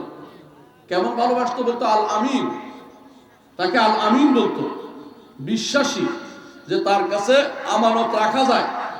এমনকি রাসূল যখন হিজরত করেছেন তখনও কাফেররা তাদের সম্পদ কার কাছে আমানত রাখছে? মুহাম্মদুর রাসূলুল্লাহ সাল্লাল্লাহু আলাইহি ওয়াসাল্লামের কাছে। একদিকে তার বিরোধিতা করে ঈমান আনবে না, তারা বিরোধিতা করে ঈমান আনবে না, কিন্তু আবার আমানত মুহাম্মদ সাল্লাল্লাহু আলাইহি ওয়াসাল্লাম ছাড়া কারোর কাছে পায় না। এর অর্থ হচ্ছে আমার নবী মুহাম্মদ সাল্লাল্লাহু আলাইহি ওয়াসাল্লাম, আমাদের নবী মুহাম্মদ সাল্লাল্লাহু আলাইহি ওয়াসাল্লাম, তিনি নবুয়তের আগেও সবার প্রিয় পাত্র ছিলেন। তাহলে কোন কারণে শত্রু হয়ে গেল যে তাকে, তার অনুসারীদেরকে মারতো, আঘাত করত, রক্তাক্ত করত, কাউকে তো মেরেও ফেলেছে, এমনকি তারা থাকতেই পারে নাই মক্কায়, তাদেরকে তাড়িয়ে দিল, একবার হাবশা গেল, দুইবার আবার মদিনা গেল, বিভিন্ন দেশে পালালো। কেন? কি কারণ? যদি এতই ভালোবাসার মানুষ হয় তো তিনি একবার বললেই তো আমরা তো ভালোবাসো, তো আমার কথা শোনো, এরা কিন্তু এরা ঈমান আনছে, কিছু বলিও না, কিন্তু না, ঈমানটা তারা মানে নেই। কথা বুঝছেন কিনা? আকীদাটা শুদ্ধ হয়েছে এটা তারা মানতে পারে না। কেন? তারা কি বলছে? আজআলাল আলিহাতা ইলাহান ওয়াহিদা ইন্না হাযা লাশাইউন উজাব। সমস্ত ইলাহগুলিকে এক আল্লাহ বানিয়ে দিল, ওলি আল্লাহদের কোনো কদর করলো না। এটা কোন ধরনের কথা? ওলি আল্লাহ বুঝেন তো? ওলি আল্লাহ বুঝেন? লাত, মানাত, উজ্জা, এদের হচ্ছে ওলি আল্লাহ ওদের কাছে। এখনকার ওলি আল্লাহ আছে না, কবরের মধ্যে শুয়ে রয়েছে, অথবা অনেকগুলি দরবার খুলে বসেছে, একই গোষ্ঠী, কোনো পার্থক্য নেই। যারা মনে করে কবর থেকে ফয়েজ ও বরকত লাভ করে, যারা মনে করে কবর দোয়া পাবে, কবরের কাছে কিছু চায় যে আল্লাহর কাছে বলেন, আল্লাহর কাছে সুপারিশ করেন, এরা সব কিন্তু কাফের, এরা ঈমানদার নয়। কোনোদিন কবরওয়ালা আপনার জন্য কিছুই করতে পারে না। কবরওয়ালা কারোর জন্য কিছু করতে পারে না। কবরওয়ালা ডুবে আছে। ইমাম আবু হানিফা রাহিমাহুল্লাহ বলছেন যে কবরওয়ালার কাছে কিছু চাওয়ার অর্থ হচ্ছে ডুবন্ত মানুষ আরেক ডুবন্ত মানুষকে বলে, দোস্ত আমারও বাঁচা, এটাও ডুবছে ওইটাও ডুবছে, একে অপরে ডুবে রয়েছে। কারণ মানুষ মানুষকে কোনোদিন বাঁচাতে পারে না। চাইবে কার কাছে? আল্লাহর কাছে। ওয়া ইয়ামসাসকাল্লাহু বিদুররিন ফালা কাশিফা লাহু ইল্লা হু। যদি তোমার কোনো ক্ষতি পেয়ে বসে, ক্ষতি থেকে উত্তরণের কোনো পথ নাই, একমাত্র আল্লাহ ছাড়া কেউ তোমাকে ক্ষতি থেকে বাঁচাতে পারবে না। দুনিয়ার মানুষ যদি সমস্ত মানুষ একত্রিত হয়ে যায়, আপনার কোনো কিছু আল্লাহ যদি না লিখে থাকেন, আপনাকে দিতে পারবে না। এই কথা আমার নবী বলেছেন। লাউ আন্না, এই হাদিসের মধ্যে বলেছেন, লাউ, যদি কোনো মানুষ জিন সবাই যদি একত্রিত হয়ে যায় আপনার কোনো ভালো করার, কিন্তু আল্লাহ লেখে নাই, ওই ভালো কেউ করতে পারবে না। সুতরাং দুনিয়ার জীবন্ত মানুষই আপনার ভালো করতে পারে না, কবরওয়ালা আপনার ভালো করবে কি করে আমাকে বলেন? তাহলে এই যে কবর আকীদায় ঢুকছে, বড় বড় লোকদেরকে, মানে বড় বড় আল্লাহর ওলিদের কাছে চাইতে হবে, এটাই হচ্ছে জগতের বুকে প্রথম আকীদা বিচ্যুতি। আকীদার প্রথম সমস্যা এখানে আসছে। কিভাবে আসছে ঘটনাটা বলে শুনেন। নূহ আলাইহিস সালাতু ওয়াস সালামের ঘটনা আপনারা জানেন তো। তিনি 950 বছর আল্লাহর পথে দাওয়াত দিয়েছেন। তার দাওয়াত কি ছিল? রব্বি ইন্নী দাউতু কওমি লাইলা ওয়া নাহারা ফালাম ইয়াজিদহুম দুআই ইল্লা ফিরারা। আল্লাহ, আমি রাত দিন এদেরকে দাওয়াত দেই, আমি যতই দাওয়াত দিই ততই তারা পালায়। কি জন্য পালায় জানেন তো? উনি কিসের দাওয়াত দিছে? টাকা নেওয়ার জন্য। উনি বারবার বলছেন, লা আসআলুকুম আলাইহি আজরান, কোনো টাকা চাই না, পয়সা চাই না, তোমাদের কাছে আসছে শুধু একটা কথা বলতে, বলো লা ইলাহা ইল্লাল্লাহ, আল্লাহ ব্যতীত আর কোনো ইলাহ নেই। কিন্তু তারা বলতে রাজি হয় না। কেন? আমাদের এই আল্লাহ, এই যে এতগুলি আমাদের আল্লাহর ওলি আছে, এদের কি হবে? ওলির ঘটনা আমি কোনো বানাই বলছি না। ইমাম বুখারী রাহমাতুল্লাহ আলাইহি কিতাবুত তাওহীদে আনছে, কিতাবুত তাওহীদে আনছে এই কথাটা। একই কথা সূরা নূহের মধ্যে আল্লাহ তাআলা উল্লেখ করেছেন, ওয়াকালু লা তাযারুন্না আলিহাতাকুম আর তারা বলেছিল তোমাদের এই ওলি আল্লাহদেরকে ছেড়ে যেও না, ওয়ালা তাযারুন্না ওয়াদ্দান ওয়ালা সুওয়াআন ওয়ালা ইয়াগুসা ওয়া ইয়াউকা ওয়া নাসরা। এই ওয়াদ, সুওয়া, ইয়াগুস, ইয়াউক, নাসর এই পাঁচজন ছিল আল্লাহর ওলি তখনকার সময়। সত্যি সত্যি নেককার বান্দা ছিল।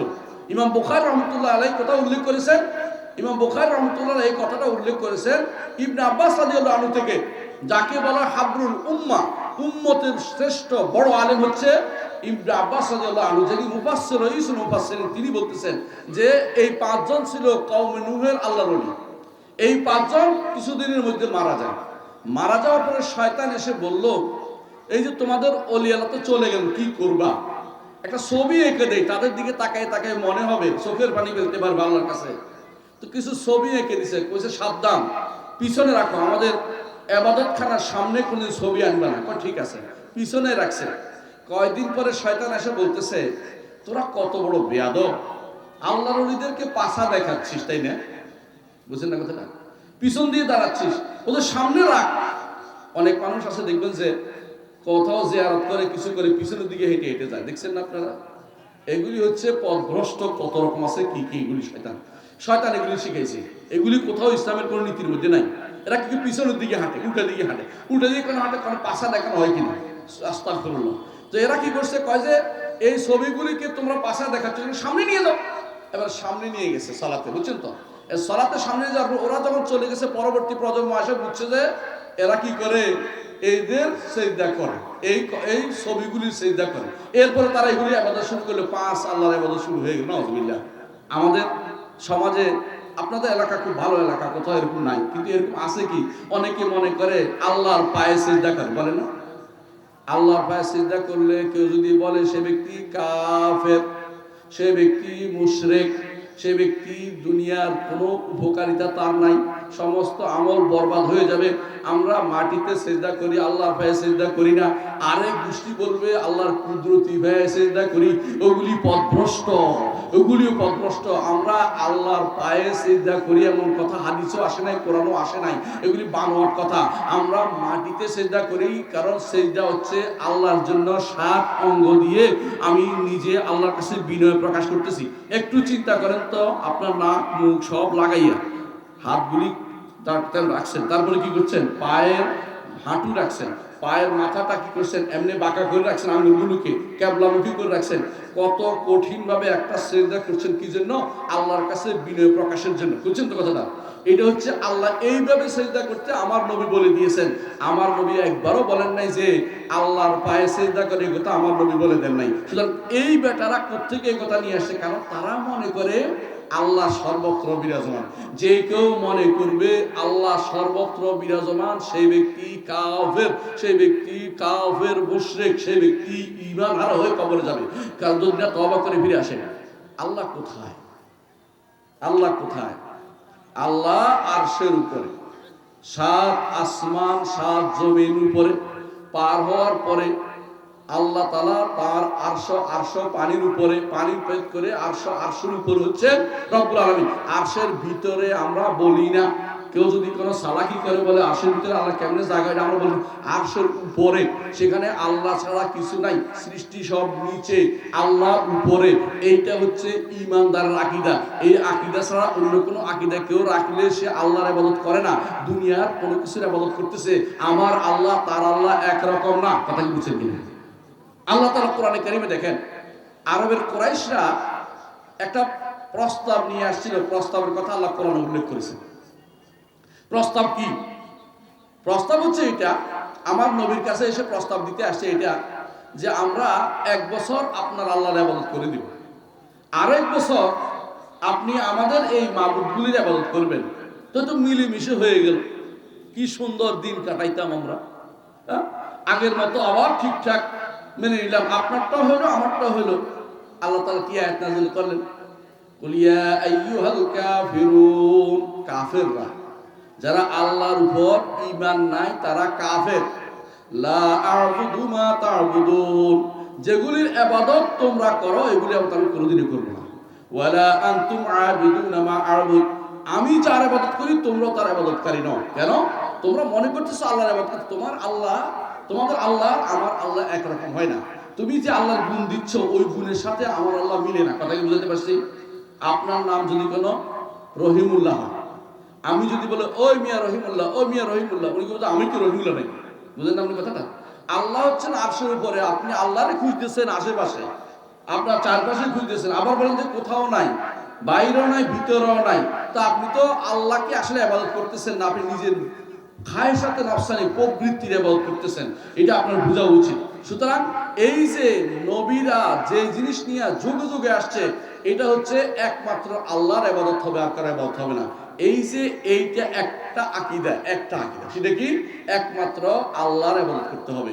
এইটা আল্লাহর উপর, আল্লাহ সংক্রান্ত এই আকীদাটা যদি শুদ্ধ হয়, তাহলে আমাদের আকীদা শুদ্ধ, বিশ্বাসটা শুদ্ধ। বিশ্বাস বাদে কেউ নাই। অনেকে বলতে পারেন বিশ্বাসের দরকারটা কি?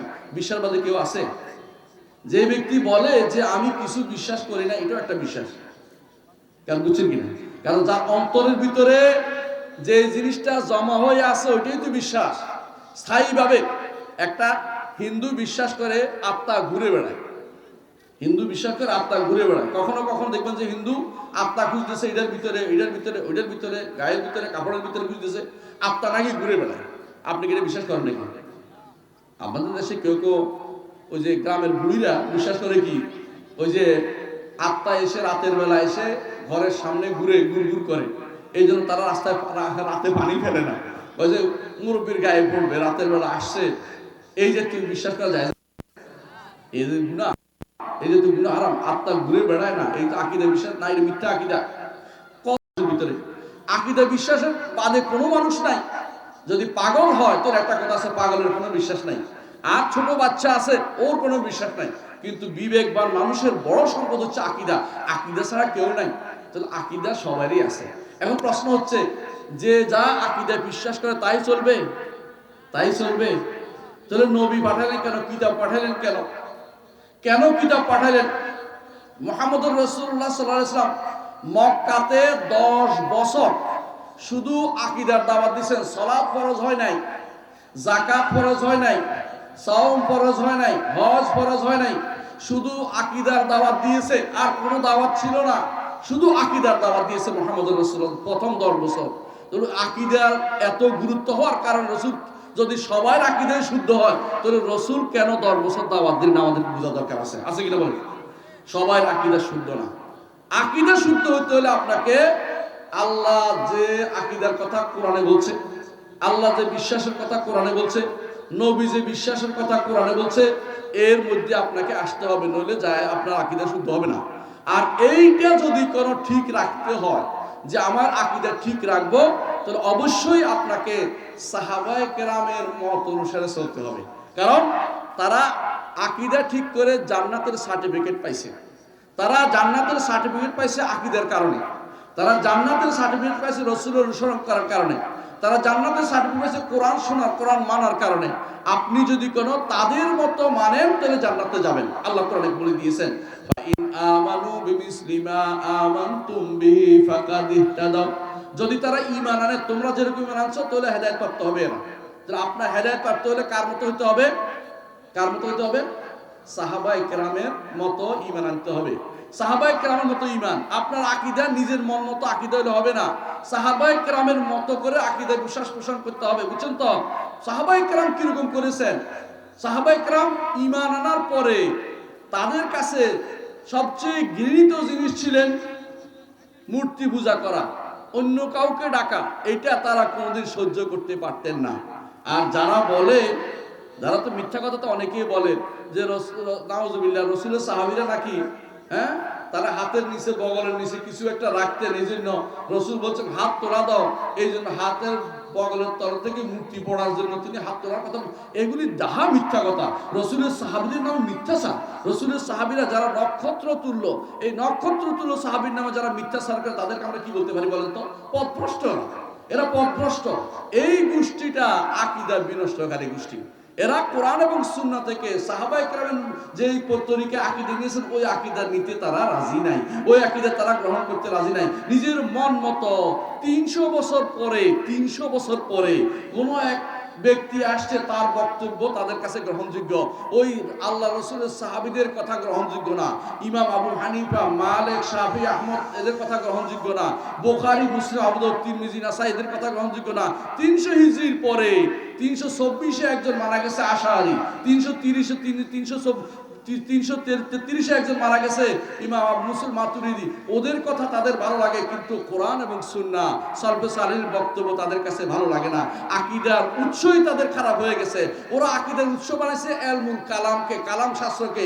আমাদের আকীদার উৎস কোরআন সুন্নাহ বেফাহমে সালাফের উম্মাহ, কোরআন সুন্নাহ এবং সালফে সালেহীর বুঝ, যেটা আমরা দেখাতে চাই আপনাদেরকে, যে এর বাইরে আমরা নিজেরা কোনো কিছু বলি না। ইমাম বুখারী রহমতুল্লাহ আলাইহিকে সবাই মানে, ওরাও মানতে রাজি হয়, বাধ্য হয়। ইমাম বুখারী যেটা বলছে এটা যদি না মানে, বুঝতে হবে এর অন্তরের ভিতরে কি আছে, বক্রতা আছে। ইমাম বুখারী রহমতুল্লাহ আলাইহি আকীদার উপরে শুরু করেছেন সহিহ বুখারী কিতাবুল ঈমান দিয়ে, শেষ করেছেন কি দিয়ে জানেন? কিতাবুত তাওহীদ দিয়ে। কিতাবুত তাওহীদ দিয়ে। এর অর্থ হচ্ছে তুমি শুরু করবে ঈমান, আর মরার সময় তোমার মুখে যেন তাওহীদ জারি থাকে, তোমার যেন সর্বশেষ কালেমা হয় লা ইলাহা ইল্লাল্লাহ। সর্বশেষ এই কালেমা নিয়ে যে ব্যক্তি মারা যাবে, আমার নবী মুহাম্মদুর রাসূলুল্লাহ সাল্লাল্লাহু আলাইহি ওয়াসাল্লাম বলেছেন সেই ব্যক্তি জান্নাতে যাবে। এবং রাসূল এটাও বলেছেন, যে ব্যক্তি অন্তঃস্থল থেকে সত্য করে লা ইলাহা ইল্লাল্লাহ বলেছে, গুনার কারণে আটকা পড়েছে, সেই ব্যক্তি কিয়ামতের দিন আমার সুপারিশ পেয়ে ধন্য হবে। সুবহানাল্লাহ। রাসূলের সুপারিশ পেতে চান? কে কে পেতে চায়? আমিও পেতে চাই। আলহামদুলিল্লাহ, হাত নামিয়ে ফেলুন। রাসূলের সুপারিশ পাইতে হলে রাসূলের কাছে সুপারিশ চাইবেন, এইটা হলো ভুল। কারণ আল্লাহ বলছেন কুল্লিল্লাহি শাফাআতু জামিআ, হে নবী আপনি বলে দিন যাবতীয় সুপারিশের মালিক কে? আল্লাহ। মালিক যে তার কাছে বলতে হবে, মালিকানা লিল্লাহি শাফাআতু জামিআ, সমস্ত সুপারিশ এটার মালিকানা আল্লাহর হাতে, তার কাছে বলতে হবে। রাসূলের কাছে সুপারিশ চাইবেন না, চাইবেন আল্লাহর কাছে। আল্লাহকে বলবেন আল্লাহ রাসূলকে কিয়ামতের দিন আমার জন্য সুপারিশকারী বানিয়ে দিন, এটা বলতে হবে। কথা বুঝছেন তো? যেহেতু আপনি বলছেন এতক্ষণ যে আমরা সুপারিশ চাই, সবাই চাই আলহামদুলিল্লাহ, আল্লাহকে বলবেন আল্লাহ আমার নবীকে কিয়ামতের দিন আমার জন্য সুপারিশকারী বানিয়ে দিন। সরাসরি মদিনায় গিয়ে রাসূলের কবরের কাছে কেউ যদি বলে রাসূল আপনি কিন্তু আমার জন্য সুপারিশ করবেন, আবেগ দিয়ে বললেন, অনেকক্ষণ কান্নাকাটি করলেন, রাসূল কি শুনছে? শোনে নাই। এটা মিথ্যা কথা। যারা মনে করে রাসূলুল্লাহ সাল্লাল্লাহু আলাইহি ওয়াসাল্লাম আপনাকে দেখছেন, এরা মিথ্যা কথা বলে। তথাকথিত এক ব্যক্তি বই লিখছে পরাণবন্দী, বুঝছেন তো? আপনাদের দেশে যুবকদের কাছে খুবই আইডল। ওই ব্যক্তি লিখছে রাসূল ওইখানে দাঁড়ায় দাঁড়ায় কবরের কাছে আপনার কাছে মনের কথা খুলে দিতে সময় সুযোগ দিল না। আপনি দেখতেছেন ওরা আমার সাথে কি ব্যবহার করে, পুলিশে ঠেলে বের করে দেয়। কারণ কতক্ষণ দাঁড়ায় থাকবে এখানে বেটি, এই বেটা এখানে দাঁড়িয়ে রয়েছে কেন? এর মনে সহ্য হচ্ছে না, রাসূলের কাছে বলতেছে। রাসূলের কাছে বলার জায়গায় নাই, এটা রাসূলের কাছে বলার জিনিস। এরা আকীদাগত বিভ্রান্ত, ওরা আকীদা শুদ্ধ হয় নাই, কিন্তু এক একজনের কাছে আইডল হয়ে গেছে আপনাদের। মনে রাখবেন এই জাতীয় লোকগুলোর বই হয়তো আপনাদের এখানে কোন স্টলে বিক্রি হচ্ছে। এরা বিভ্রান্ত। যারা বিভ্রান্ত লোকের আকীদা বই বিক্রি কিনবেন না, আপনারা কিনলে আপনি পথভ্রষ্ট হয়ে যাবেন। আপনাকে বিশুদ্ধ সহিহ আকীদার বই শুধুমাত্র পড়বেন, এর বাইরে অন্য কোনো বই পড়বেন না। অন্য কোনো বই পড়লে আপনি বিপদ হবেন। সহিহ আকীদা শিখবেন কার কাছে? রাসূলুল্লাহ সাল্লাল্লাহু আলাইহি ওয়াসাল্লাম বলেছেন আল ঈমানু লা ইয়াখরুজুল মদিনা, ঈমান মদিনায় ফিরে আসবে। ঈমান মদিনায় ফিরে আসবে যেমনি সাপ তার গর্তে ফিরে আসে। মদিনার ওলামারা যে লিখেছেন উসুলুল ঈমান বইটা পড়বেন, ঈমানের মূলনীতি উসুলুল ঈমান বইটা আপনার ঈমানের এইটা পড়বেন। আলহামদুলিল্লাহ এটা আমাদের আমার ডক্টর মনজুর ইলাহির অনুবাদ করা আছে, মদিনা ইউনিভার্সিটির শায়খদের লেখা। আপনি এটা পড়বেন। আর কি পড়বেন? আমার একটা বই আছে একটু বড়, রহমান আরশের উপরে উঠেছে, এটা পড়বেন। কারণ এগুলি পড়লে আপনার আকীদা শুদ্ধ হবে। কিন্তু আকীদা কাকে বলে এটা জানতে হবে। আকীদা হচ্ছে অন্তরের দৃঢ়ভাবে যেটা ধারণ করেন সেটা। এটা শুদ্ধ হতে পারে, অশুদ্ধ হতে পারে। যদি কোরআন সুন্নাহ এবং সালফে সালেহীর বক্তব্য দিয়ে নেন তাহলে এইটা হচ্ছে আকীদা শুদ্ধ। আর যদি কোনো কালাম শাস্ত্রবিদদের বক্তব্য দিয়ে নেন তাহলে আপনার আকীদা অশুদ্ধ। আমার নবী বলেছেন আমার উম্মত 72 ভাগে বিভক্ত হবে। কয় ভাগ বলছে? 73 ভাগ। আমার একটা ভুল হয়েছে, আমার উম্মত 73 ভাগে বিভক্ত হবে। তার মধ্যে একটি ভাগ ব্যতীত বাকি 72 ভাগ জাহান্নামে যাবে। এরা কারা? ঈমানদার বলে না, ঈমান দাবি করে। ঈমানের দাবিদার লোকেরাই 73 ভাগে বিভক্ত হবে। ঈমানের দাবিদার লোকেরাই 73 ভাগে বিভক্ত হবে। তিরমিজির হাদিস, সহিহ হাদিস। এদের মধ্যে একদল ছাড়া বাকি 72 ভাগ জাহান্নামে যাবে। 72 ভাগ জাহান্নামে যাবে। কেন যাবে? এরা আকীদা শুদ্ধ করতে পারে নাই। কথা বুঝেন? আপনার আমলে কোনো ভুল থাকলে জাহান্নামে যাওয়ার কথা, মানে জাহান্নামে যাওয়ার ওয়াইড আসছে, কিন্তু বাধ্যতামূলক না, আল্লাহ ক্ষমা করে দিবেন। কিন্তু যেই ব্যক্তি যারা নতুন নতুন পথ আবিষ্কার করছে আকীদা, তাদের জাহান্নামে যাইতেই হবে। জাহান্নামে যাওয়ার কথা আমার নবী বলেছেন, কিন্তু জাহান্নামে চিরস্থায়ী আমি বলছি না, কিন্তু জাহান্নামে যাবে যাদের আকীদা একেবারে নষ্ট হয়ে গেছে, তারা চিরস্থায়ী জাহান্নামী। আর যাদের আকীদার মধ্যে বিভ্রান্তি আসছে, ভুল পথে চলেছে, তারা অস্থায়ী জাহান্নামী হবে, এর বাইরে কিছু নয়। এর অর্থ হচ্ছে যে ব্যক্তি আকীদা শুদ্ধ হবে না, তার পরিণাম কোনোদিন ভালো হইতে পারে না। কথা ঠিক আছে? বুঝে আসছে কথাটা? এখন আকীদা কার শুদ্ধ নাই? যারা তাকদীরের মাসলায় ভুল করে, তাদের আকীদা শুদ্ধ নাই। এদেরকে বলা হয় কাদারি। যারা আরেক গোষ্ঠী আছে, মনে করে আমাদের কিছু করার নাই, এরাও জাবারি, এরাও আকীদা শুদ্ধ নাই। শিয়াদের আকীদা শুদ্ধ নাই, শিয়াদের আকীদা শুদ্ধ নাই, খেয়াল করেন। তারপরে খারিজিদের আকীদা শুদ্ধ নাই, খারিজিদের আকীদা শুদ্ধ নাই। মুরজিয়াদের আকীদা শুদ্ধ নাই, মুতাজিলাদের আকীদা শুদ্ধ নাই। জাহমিয়াদের আকীদা নয়, শুধু জাহমিয়ারা কাফের, কোনো সন্দেহ নাই।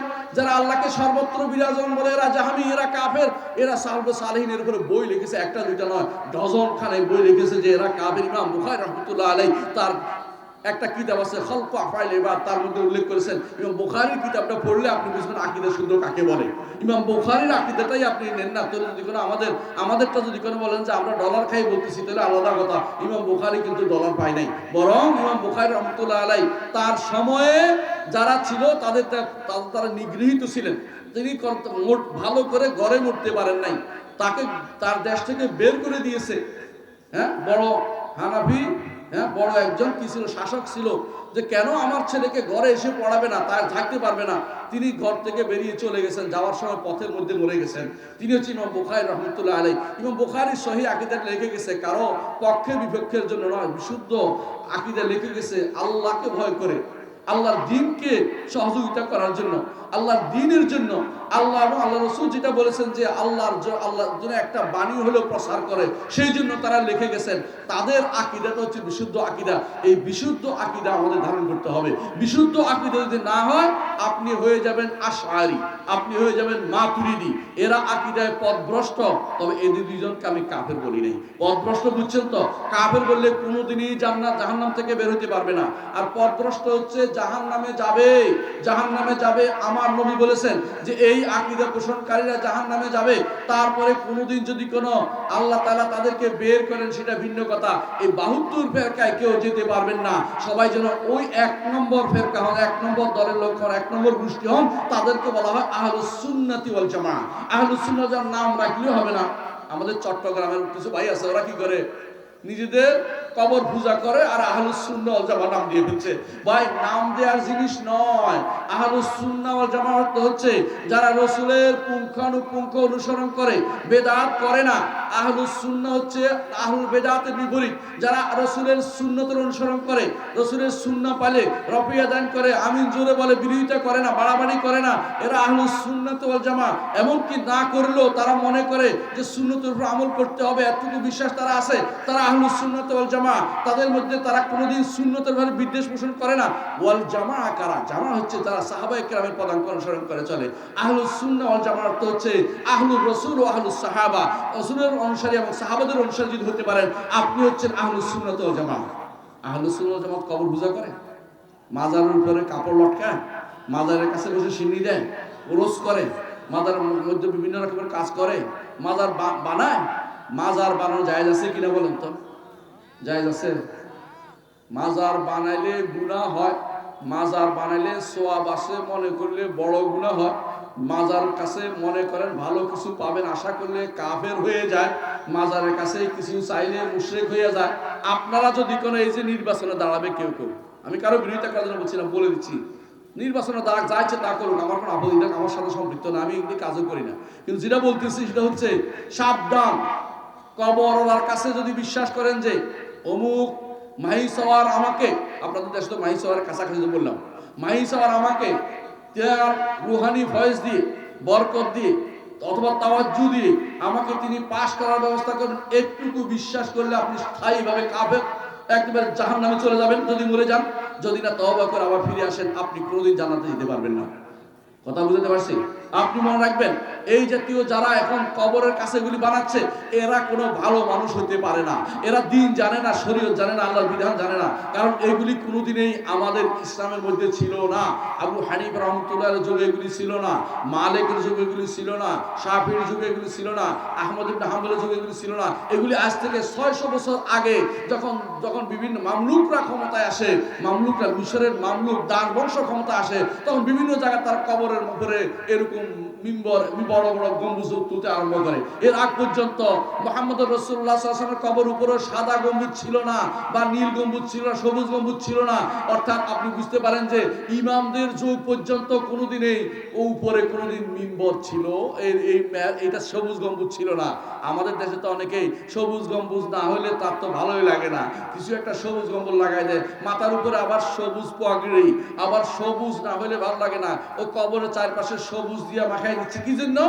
নবীর কবরে কেন সবুজ আছে, এটার উপর কিয়াস করতেছে। ওইটা কোনো আলেমে বানায় নাই, এটা যারা বানিয়েছে এরকম এমন কিছু দুরাচার শাসক ছিল যারা আলেমদের কথা শুনতো না, তারা জোর করে বানাই বলছে, এই জন্য এটা আছে। কিন্তু এইটা কোনো এই রসুল অনুমোদন ছিল না। আমার নবী বলতেছেন, রসুল নিষেধ করেছেন। রসুল কি বলেছেন দেখেন, রাসূলুল্লাহ সাল্লাল্লাহু আলাইহি ওয়াসাল্লাম বলেছেন, নাহা রাসূলুল্লাহ সাল্লাল্লাহু আলাইহি ওয়াসাল্লাম কবর, কবর বাধাই করতে নিষেধ করেছেন, কবর উপরে ঘর তুলতে নিষেধ করেছেন, কবর উপরে নাম লিখতে নিষেধ করেছেন, কবরকে উঁচু করতে নিষেধ করেছেন। সবগুলি সহিহ হাদিস, কেউ অস্বীকার করতে পারবে না। এখন এগুলি যদি জিজ্ঞাসা করেন, তখন বলে এটা হলো সাধারণ মানুষের জন্য, ওলি আল্লাহদের ব্যাপারটাই আলাদা। অলি আল্লাহদের ব্যাপার আলাদা কেমন হইল রে ভাই? আমার নবীর বক্তব্য কি অলি আল্লাহ নামক আলাদা গোষ্ঠীর জন্য কি আলাদা ছিল না কেন? তাহলে এই গোষ্ঠীরা যেটা বলতেছে অলি আল্লাহদের ব্যাপারটা আলাদা, কোথায় পেল? ওই দলিল কোথায় পেল? আবেগের নাম ইসলাম নয়, আবেগের নাম ইসলাম নয়। মুহাম্মদ রাসূলুল্লাহ সাল্লাল্লাহু আলাইহি ওয়াসাল্লামের সময় এক ব্যক্তি এমন যুদ্ধ করছে, একেবারে যাকে পায় তাকে মেরে সাফ করে ফেলতেছে। তো সাহাবায়ে কেরাম একজন আসেন, ইয়া রাসূলুল্লাহ, এই লোকটা জান্নাতি। রাসূল বলল, আমি তাকে জাহান্নামী দেখতে পাচ্ছি, তুমি জান্নাতি কেমনে বললে? বলে, আমার মন খারাপ হয়ে গেল, আমি পিছু নিলাম, দেখি লোকটা কি করে, রাসূল কেন জান্নাতি বললো না, জাহান্নামী কেন বললো। দেখি যে লোকটা যুদ্ধ করতে করতে শেষে কি করলো, যে দেখি আর সহ্য করতে পারতেছে না কষ্ট, এখন তরবারির ফলাটা এখান দিয়ে ঢুকিয়ে দিয়ে আত্মহত্যা করছে। দৌড়ে এসে, ইয়া রাসূলুল্লাহ, আমি সাক্ষ্য দিচ্ছি আপনি আল্লাহর রাসূল, এই লোক আত্মহত্যা করে মারা গেছে। আমি এতক্ষণ আবেগ দিয়ে যা বলছি তা ঠিক নয়, আবেগ দিয়ে ইসলাম হয় না, ইসলাম হচ্ছে কোরআন এবং সুন্নাহর অনুসরণ। আপনার আবেগে চলে না, পীরের মতো মাজার অমুকের এটা দিয়ে আবেগ দিয়ে ইসলাম চলে না। কবরের কাছে গিয়ে আপনি সিজদা করে বসছেন, ঈমান আছে? কবরের কাছে আপনি একটা টাকা দিলে আপনার ঈমান নাই। পাগলার ওই আপনাদের দিকে না, ওইদিকে কিশোরগঞ্জের দিকে আছে, পাগলার মাজারে প্রতি মাসে কত লাখ টাকা উঠে জানেন? কত লাখ নয়, প্রায় কত 4 লাখ টাকা, 5 লাখ টাকা, আরো বেশি উঠে। পাগলার মাজারে এই টাকা কেন উঠে? বা পাগলার কবর, এর মাজার নেই, কবর মসজিদে, পাগলার মসজিদে এটা কেন উঠবে বলেন? পাগলার কারণে, মসজিদের কারণ না। অনেকগুলি মসজিদ তো আপনাদের আছে, বানাইতে পারেন না, চাইলেও পয়সা দেন, কেউ 1 টাকা দিলে সিরা টাকাটা দিবে, ভালো টাকাটা দেন। সবচেয়ে যে চলে না ওইটা শুধুমাত্র ওই আল্লাহ রাস্তায় দান করে অনেকেই দেখবেন। কিন্তু ওই যে পাগলার মসজিদেও আপনি সব টাকা দিয়ে দিচ্ছে, এমনকি এত টাকা গণার জন্য উভয় দিক থেকে লোক আসা লাগে। আপনি কি জানেন এটা শিরক? কত বড় শিরক? কিছু দেয়া লাগে না, যদি একেবারে অর্থ নাই, এটা কোনো মূল্য নাই, এটা দিলেও শিরক হবে। আমার নবী বলেছেন, ইমাম মুহাম্মদ ইবনে আব্দুল্লাহ রাহমাতুল্লাহ আলাইহি কিতাবুত তাওহীদে একটা হাদিস উল্লেখ করেছেন। পূর্ববর্তী যুগের 2 লোকে এক রাস্তা দিয়ে যাচ্ছিল, যাওয়ার সময় একজন বলল যে এখান দিয়ে যেতে হলে এই মূর্তিকে কিছু না কিছু দিতে হবে। একজনে কিছু না পাইয়া একটা এই শিকার করে, পাশে শিকার করে আনি দিয়ে দিল, বলে আমি এটা দিচ্ছি, আমার আর কিছু নাই, ওরে ছাড় দিল, সে জাহান্নামে গেল। আরেকজন বলে আমি আল্লাহ ছাড়া কারোর জন্য কিছু দেই না, আল্লাহকে সন্তুষ্ট করার জন্য আমি শুধু দান করি, সেই লোক মেরে চলে গেল, তারা মেরে ফেললো, সেই লোক জান্নাতে গেল। পার্থক্য বুঝছেন? আপনি কি দিচ্ছেন বড় কথা নয়, অন্তরের ভালোবাসা, অন্তরের ভয়, অন্তরের আশা যদি আল্লাহ ছাড়া কারোর সাথে আপনি লিপ্ত হয়ে যায়, আপনি শিরকে লিপ্ত হয়ে গেছেন। আপনার প্রকৃত ভালোবাসা কার জন্য হবে? আল্লাহর জন্য হবে। আল্লাহকে যে ভালোবাসে তার জন্য হবে। আমরা আমার নবীকে ভালোবাসি কি জন্য? আল্লাহকে তিনি আমাকে আল্লাহর পথ দেখিয়েছেন, সেই জন্য আমরা স্বাভাবিক একটা ভালোবাসা আছে স্ত্রী সন্তানের জন্য, সেটার কথা বলছি না, এই ভালোবাসা দুনিয়া থাকবেই, কিন্তু আল্লাহর ভালোবাসার উপরে কোনো ভালোবাসা উঠতে পারবে না। আল্লাহর ভালোবাসা সবার উপরে থাকবে। দুনিয়াতে যত রকমের যত কিছু হচ্ছে, যদি কেউ আল্লাহর ভালোবাসার উপরটাকে প্রাধান্য দেয়, সেই ব্যক্তি মুশরিক হয়ে যাবে। কথা বলছেন কিনা? এই জন্য কেউ কেউ ফুটবলের ইবাদত করে, কেউ ফুটবলের ইবাদত করে। কেমনে করে? ফুটবল তার জীবন, ফুটবল তার মরণ, ফুটবলের জন্য তার যত স্মরণ। কথা বুঝছেন? আমরা কি বলি? কুলিন্না সালাতি ওয়া নুসুকি ওয়া মাহইয়ায়া ওয়া মামাতি লিল্লাহ। আমার জীবন মরণ, আমার ইবাদত, আমার যত কিছু, আমার কার জন্য? আল্লাহর জন্য। আর ওদের নিকট গানের জন্য, ফুটবলের জন্য, ওইটার জন্য শুধু জীবন মরণ তার ত্যাগ করছে, সেই ব্যক্তি ঈমানদার নাই, সেই ব্যক্তি ফুটবলের ইবাদত করছে। কথা কি বুঝেন? কেউ কথা চাকরির ইবাদত করে। যে ব্যক্তি আল্লাহ বিরোধী জায়গাতে মনে করে যে এইখানে আমার এটা ছাড়া কোনো পথ নাই, আমি এখানে আল্লাহর বিধানকে আমি লঙ্ঘন করলেও কিছু হবে না, সেই ব্যক্তি আল্লাহর ইবাদত করছে না, চাকরির ইবাদত করতেছে। কথা বুঝছেন? আল্লাহর বিধান লঙ্ঘন হচ্ছে, সে জেনে শুনে বুঝে সেটাই প্রবর্তন করবে, সেই ব্যক্তি ওই বিধান যে দিছে তার ইবাদত করতেছে, আল্লাহর ইবাদত করছে না। আল্লাহর ইবাদত করতে হলে আল্লাহর কথাকে সবার আগে স্থান দিতে হবে, আল্লাহ তাআলা যেটাতে খুশি সেটাকে সবার আগে খুশি হইতে হবে। এইটা হচ্ছে ঈমানদারের কাজ। মনে রাখবেন যেটা বলছিলাম। তাহলে একজন আকীদাকে বিশুদ্ধ করতেই হবে। আর আকীদা বিশুদ্ধ করার জন্য একটু আগে আপনাদেরকে যা বলে গেছে ইমাম হোসেন, আমি এর চেয়ে বাড়িয়ে বলছি, এটাই বলবো যে আকীদা বিশুদ্ধ করার জন্য আপনাকে কোরআন ভিত্তিক আকীদা নিতে হবে, হাদিস ভিত্তিক আকীদা নিতে হবে, তাও সহিহ হাদিস।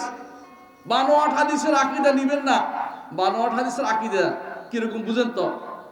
আমাদের নবী কিসের তৈরি? এই তো নূরের তৈরি কেউ কেউ বলে না, কেউ কেউ বলে ফেলবে নূরের তৈরি। বুঝছেন না কথাটা? নূরের তৈরি বললে ভুল বলছে, কিন্তু এটা শিরিক হয় না। কিন্তু কেউ যদি বলে আল্লাহ নূরের তৈরি, তাহলে মুশরিক। কেউ যদি বলে আল্লাহ নূরের তৈরি, সে মুশরিক, সেই ব্যক্তি একবারে কাফের। কিন্তু নূরের তৈরি বললে ভুল বলছে, মিথ্যা বলছে, গুনাহ হবে, কারণ মিথ্যা বলছে, কোরআন সুন্নাহ বিরোধী কথা বলছে। কিন্তু যদি বলে আল্লাহ নূরের তৈরি, সে ব্যক্তি কি হয়ে যাবে? কাফের হয়ে যাবে। কোন কোন এলাকা আছে পাক পাঞ্জিয়াত বিশ্বাস করে, পাঁচটা পবিত্র দেহ, এগুলি বিশ্বাস করে, তারাও কাফের, তারা স্থায়ীভাবে। কারণ তারা মনে করে আল্লাহর নূরের তৈরি হয়েছে এইটা। তারা মনে করে নূরে নূর দিয়ে সারা জগৎ সৃষ্টি হয়েছে, অর্থাৎ খালাক পয়দা, মালাক পয়দা, জমিন পয়দা, জামা পয়দা, তারা এটা বলে। ফার্স্ট তারা যখন মিলাদ পড়ে, দেখছেন না কেউ কেউ কোনো যা মিলাদ পড়ে, কি বলে? জুহুরে নূরে আহমদ সে হুয়া কানো মাকা পয়দা, খালাক পয়দা, মালাক পয়দা, জমি পয়দা, জামা পয়দা। আপনি উর্দুতে কইছে তো, আপনিও বুঝেন না কি বলছে, শুনলে পারে। বলছে মুহাম্মাদের নূরের জহুর প্রকাশের কারণে কাউন ও মকান ফায়দা, জগৎ সৃষ্টি হয়ে গেছে। মিথ্যা কথা না বলেন, না মিথ্যা কথা না। মুহাম্মাদের নূর, মুহাম্মদ সাল্লাল্লাহু আলাইহি ওয়াসাল্লামের নূর কি হেদায়েতের নূর? মুহাম্মাদের নূর তো আর এটা দিয়ে ওইটা বানাইছে, এটা সত্য কথা নয়। আল্লাহ তাআলা মাটি থেকে সমস্ত মানুষ বানিয়েছেন, কোনো সন্দেহ নেই। মুহাম্মদ রাসূলুল্লাহ সাল্লাল্লাহু আলাইহি ওয়াসাল্লাম সেই রকম একজন মানুষ, তাকে আল্লাহ তাআলা তার মানুষ যেটা দিয়ে তৈরি সে তৈরি করেছেন। তবে তিনি হেদায়েতের আলোকবর্তিকা ছিলেন, যেমন তাওরাত হেদায়েতের আলোকবর্তিকা, যেমন কোরআন হেদায়েতের আলোকবর্তিকা, যেমন আল্লাহ তাআলা ইসলামকে নূর হিসেবে বলেছেন, ইসলাম নূর, আলো। যে সুতরাং কেউ যদি বলে মুহাম্মদ রাসূলুল্লাহ সাল্লাল্লাহু আলাইহি ওয়াসাল্লাম তার শারীরিকভাবে নূর ছিলেন এবং তিনি নূরে মুজাসসাম ছিলেন, এই জাতীয় কথাবার্তা বলে যে নূরের দেহ, নূরের তৈরি বা নূর ছিল, এবং কেউ কেউ ওয়াজ করে যে মুহাম্মদ সাল্লাল্লাহু আলাইহি ওয়াসাল্লাম বাবার কপালের মধ্যে নূর টক টক টক টক করতেছিল, এই জাতীয় ওয়াজ যারা করবে সবগুলি হচ্ছে মুশরিক। কারণ তারা মনে করতেছে আল্লাহর নূর, তারা মনে করতেছে মুহাম্মদ সাল্লাল্লাহু আলাইহি ওয়াসাল্লামকে, যে কেউ আল্লাহর নূর মনে করবে মুহাম্মদ সাল্লাল্লাহু আলাইহি ওয়াসাল্লামকে, সেই ব্যক্তি কাফের, আর কোনো সন্দেহ নাই। আল্লাহর নূর কারো কাছে নেই। আল্লাহর নূর কার কাছে? আল্লাহর কাছে। আল্লাহর নূর যদি কোনো তিনি হাদিসে রাসূলুল্লাহ সাল্লাল্লাহু আলাইহি ওয়াসাল্লাম বলেছেন, আল্লাহ তাআলা নূর, তার চেহারার আলো নূর, তার পর্দাও নূরের। যদি তিনি পর্দা উন্মুক্ত করতেন, যতটুকু তার আলো পড়তো পুরো ছাই হয়ে যেত। এই জন্য মুসা আলাইহিস সালাম যখন তিনি তুর পাহাড় তুর সিনা পর্বতের কাছে যখন তিনি গেলেন আল্লাহর সাথে কথা বলতে, আল্লাহর সাথে কথা বলার সময় তার আবেগ চলে আসলো। আবেগ বোঝে না? আবেগে মুসা আলাইহিস সালাম বলে ফেললো, রব্বি আরিনি আনজুর ইলাইক, আল্লাহ একটু দেখা দেন না, আপনাকে দেখতে চাই। আপনি দেখতে চান আল্লাহকে? কে কে দেখতে চান আল্লাহকে? আল্লাহুম্মা আমিন। আমরা সবাই দেখতে চাই। তবে এবারে হাত নামান বলতেছি, আমার নবী বলতেছেন ইন্নাকুম লান তারাউ রাব্বাকুম হাত্তা তামুতু, না মরলে তোমরা কোনোদিন আল্লাহরে দেখতে পাইবে না। এই জন্য আপনি এখন যত আশা আছে জোর করে আটকে রাখেন, কখন দেখবো? জান্নাতে ইনশাআল্লাহ আমরা আল্লাহকে দেখবো। জান্নাতের আগে আমরা আল্লাহকে দেখতে পাবো না, এটা হলো মূল কথা। তো এই জন্য মুসা আলাইহিস সালাম যখন আবদার করে বসলেন, কি আবদার করছে? আল্লাহ আমাকে দেখা দেন, আপনাকে দেখতে চাই।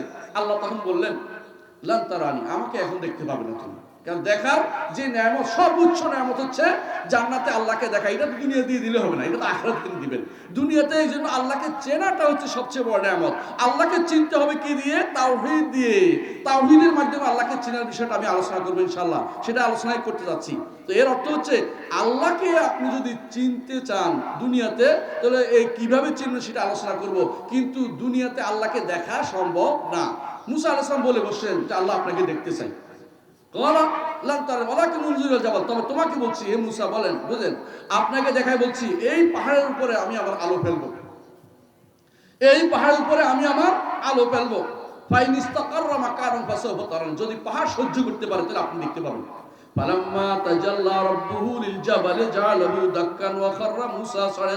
আল্লাহ তাআলা পাহাড়ের উপরে যখন আলো ফেললেন, পাহাড় চূর্ণ হয়ে গেল এবং মুসা বেহুশ হয়ে মরে গেলেন। আবার তো হুঁশে আসে, আল্লাহ হুঁশ করে দিলেন, বেহুশ হয়ে একবার মরার মতো পড়ে গেলেন। আবার হুঁশে আসে বললেন, আল্লাহ আমি তওবা করছি, আর কোনোদিন এত বড় কাজ করবো না। দুনিয়াতে চাইয়ে আপনাকে দেখার কথা আমি বলবো না। কথা কি বুঝছেন? আল্লাহর কোনো কিছু পৃথিবী সৃষ্টির ভিতরে নাই। আল্লাহ শুধুমাত্র একটা জিনিস দয়া করে আমাদেরকে দিয়েছেন, সেটা কি বলেন তো? কোরআন। আহসানুল্লাহ ইলাইকুম, বারাকাল্লাহু ফিকুম। তার গুণের মধ্যে একটা জিনিস দিয়েছেন, আল্লাহর কালাম, আল্লাহর বাণী। আমাদের বেদাতীরা আল্লাহর কোরআনকে বাণী বলে না, জানেন তো? আল্লাহর কোরআনকে আল্লাহর বাণী বলে না। কয় তাদের নিকট, বেদাতী বুঝছেন তো, আশারি মাতৃদি গোষ্ঠী, আশেপাশে বহুত মাদ্রাসা আছে যারা এগুলি উল্টাপাল্টা বিশ্বাস করে। এরা মনে করে আল্লাহর কালামের মধ্যে, আল্লাহর কথার কোনো শব্দ থাকতে পারবে না, আল্লাহর কোনো বর্ণ থাকতে পারবে না। প্রিয় ভাইরা, বর্ণ আর শব্দ ব্যতীত কোনো কথা হয় শুনছেন কোনোদিন? এই মিথ্যা কথাটা তারা বানাইলো কোত্থেকে? কারণ তাদের নিকট শব্দ মানুষের হয় তো আল্লাহ হইতে পারবে না। সুবহানাল্লাহ। আল্লাহ মুসার সাথে কথা বলছেন, শব্দ বাদে কথা বলছেন। আল্লাহ আমাদের নবীর সাথে কথা বলছেন, শব্দ বাদে বলছেন। আল্লাহ এর আগে নবীদের সাথে কথা বলছেন, শব্দ বাদে বলছেন। ফেরেশতাদের সাথে কথা বলছেন, শব্দ বাদে বলছেন। এগুলি তারা বিভ্রান্তি তৈরি করে মানুষের মনের ভিতরে। কারণ কালাম শাস্ত্র তাদেরকে ধ্বংস করে দিয়েছে। তারা কোরআন এবং সুন্নাহ থেকে দূরে সরে গেছে, এই জন্য তারা আজে বাজে কথাগুলি বলে। মুসা আলাইহিস সালাম তখন বলছেন যে আমি ঈমান আনলাম যে দুনিয়ার বুকে আপনাকে দেখা যাবে না, তবে আপনাকে কেউ স্বপ্নে দেখতে পারে। মুহাম্মদ রাসূলুল্লাহ সাল্লাল্লাহু আলাইহি ওয়াসাল্লাম স্বপ্নে দেখেছেন আল্লাহকে এবং বলেছেন কি কি আল্লাহ তাআলা স্বপ্নে দেখেছে বর্ণনা করতে পারে না। কিরকম দেখছে কেউ বর্ণনা করতে পারবে না, কিন্তু স্বপ্নে দেখেছেন। রাসূল বলেছেন আমি আমার রবকে স্বপ্নে দেখেছি, তিনি আমাকে এটা বলেছেন, এটা বলেছেন। এটা বিশ্বাস করবেন যে রাসূল দেখেছেন, কিন্তু রাসূল আমাদের কাছে বর্ণনা করেন নাই। আমরাও আল্লাহর কথা বর্ণনা করতে পারবো না আল্লাহ কিরকম। তবে আল্লাহর বর্ণনা আপনাকে জানতে হবে। যদি তাওহীদ শুদ্ধ করতে হয়, যদি জান্নাতে যেতে হয়, যদি আপনাকে মনে করেন যে একজন সত্যিকারী আল্লাহর বান্দা হবেন, তাহলে আপনাকে 5টা জিনিস জানতে হবে। কয়টা বলছি? 5টা। 1 নম্বরে আল্লাহর সত্তা, জাত সম্পর্কে জানতে হবে। আল্লাহর জাত সম্পর্কে জানতে হলে সূরা ইখলাস পড়বেন। সূরা ইখলাস, কুল হুয়াল্লাহু আহাদ আল্লাহুস সামাদ লাম ইয়ালিদ ওয়া লাম ইউলাদ ওয়া লাম ইয়াকুল লাহু কুফুয়ান আহাদ। বুঝছেন তো? আল্লাহ এক, অনন্য, তার মতো কোনো কিছু নাই। আল্লাহ তিনি অমুখাপেক্ষী, দুনিয়ার সবাই তার মুখাপেক্ষী। আল্লাহ তিনি তার মতো কেউ হইতে পারে না। আল্লাহ তিনি আরশের উপরে, আল্লাহ আরশের উপরে, সৃষ্টি থেকে আলাদা, সৃষ্টির ভিতরে তিনি নন, আরশ থেকে আলাদা। আল্লাহ আরশ থেকে, আর আল্লাহ আরশের উপরে, সৃষ্টি থেকে আলাদা এবং আল্লাহর মতো কোনো কিছু না। আল্লাহ আযীম, বড়। কত বড় জানেন আল্লাহ? আল্লাহ বড়ত্ব বুঝেন কিনা আপনি বলতে পারবেন না, তবে শোনেন আমি একটু বুঝাই বলি। আসমান এবং জমিন, আসমান এবং জমিন, আসমান কত বড় তো কেউ দেখে নাই। আসমান দেখে আসছে কে? মুহাম্মদ রাসূলুল্লাহ সাল্লাল্লাহু আলাইহি ওয়াসাল্লাম। আসমান ভেদ করে আরশ পর্যন্ত গেছিলেন, তারপর আবার চলে আসছেন। আরশের কাছে গিয়ে কার সাথে কথা বলছেন? আল্লাহর কাছে। কথা বুঝেন? আল্লাহর সাথে কথা বলছে। আবার চলে আসছেন, আরেকজন গেছে 4র্থ আসমানে, আর উপরে উঠে নাই। তিনি হচ্ছেন কে? ঈসা আলাইহিস সালাম। বুঝছেন তো? আর আল্লাহর নবী চলে আসছেন, আসমান ভেদ করে নিচে আসছেন। এই নিচে আসছেন, তিনি আমাদেরকে জানাচ্ছেন যে আসমান এবং জমিন যত বড় আছে, বর্তমানে জমিন বলতে আমরা পৃথিবী যদি বলি, এইটা একেবারে বিলিয়ন মধ্যে একটা ছোট্ট ফোঁটা ছাড়া কিছুই না। যারা স্পেস নিয়ে কাজ করে তারা বুঝে এই এত সব কিছু আল্লাহর মুষ্টির ভিতরে হাসার দিন জায়গা হবে। এই সমস্ত সৃষ্টি আল্লাহর মুষ্টির ভিতরে জায়গা হবে। আমার কথা না, আল্লাহ বলছে ওয়াল আরদু জামিআন কাবদাতুহু ইয়াওমাল কিয়ামাহ, কিয়ামতের দিন সমস্ত জমিন আল্লাহর মুষ্টির ভিতরে থাকবে। বাবা, আল্লাহর মুষ্টি কত বড়, কথা কি বুঝতে পারছি? সমস্ত জমিন ওয়াস সামাওয়াতু মাতউইয়াতুম বিয়ামিনিহি, আর সমস্ত আসমান আল্লাহর ডান হাতে ভাঁজ করা থাকবে। আসমান কত বড় কেউ বলতে পারবে না, আমরা বলতে পারি না। আসমান কত বড়, সেই বড় আসমানগুলি 7 আসমানকে আল্লাহ তাআলা একটার উপর একটা, কামা বাদানা আউওয়ালা খালকিন নুঈদু ইয়াওমা নাতউইস সামাআ কাতাইয়িস সিজিল লিল কুতুব, কাগজ যেমন একটার উপর একটা রাখে সেভাবে আল্লাহ তাআলা তার ডান হাতের উপরে আসমানগুলিকে একটার উপর একটা রাখবেন। এরপর জমিনগুলিকে মুষ্টির ভিতরে রেখে বলবেন আনাল মালিক আইনা মুলুকুদ দুনিয়া, আমি রাজা, দুনিয়ার রাজারা কোথায়? সহিহ বুখারী হাদিস বলতেছি, বানোয়াট একটা কথা বলি না, আপনারা হাদিস পড়ে সহিহ বুখারী পড়েন, সহিহ বুখারীতে আছে। সবাই তো দুনিয়ার বুকে যাই সহিহ বুখারী খতম করে, কেউ কেউ খতম করে শুনেন নাই? আমি বলি যে বুখারীর খতম করে ফেলছে, মানে মেরে ফেলছে।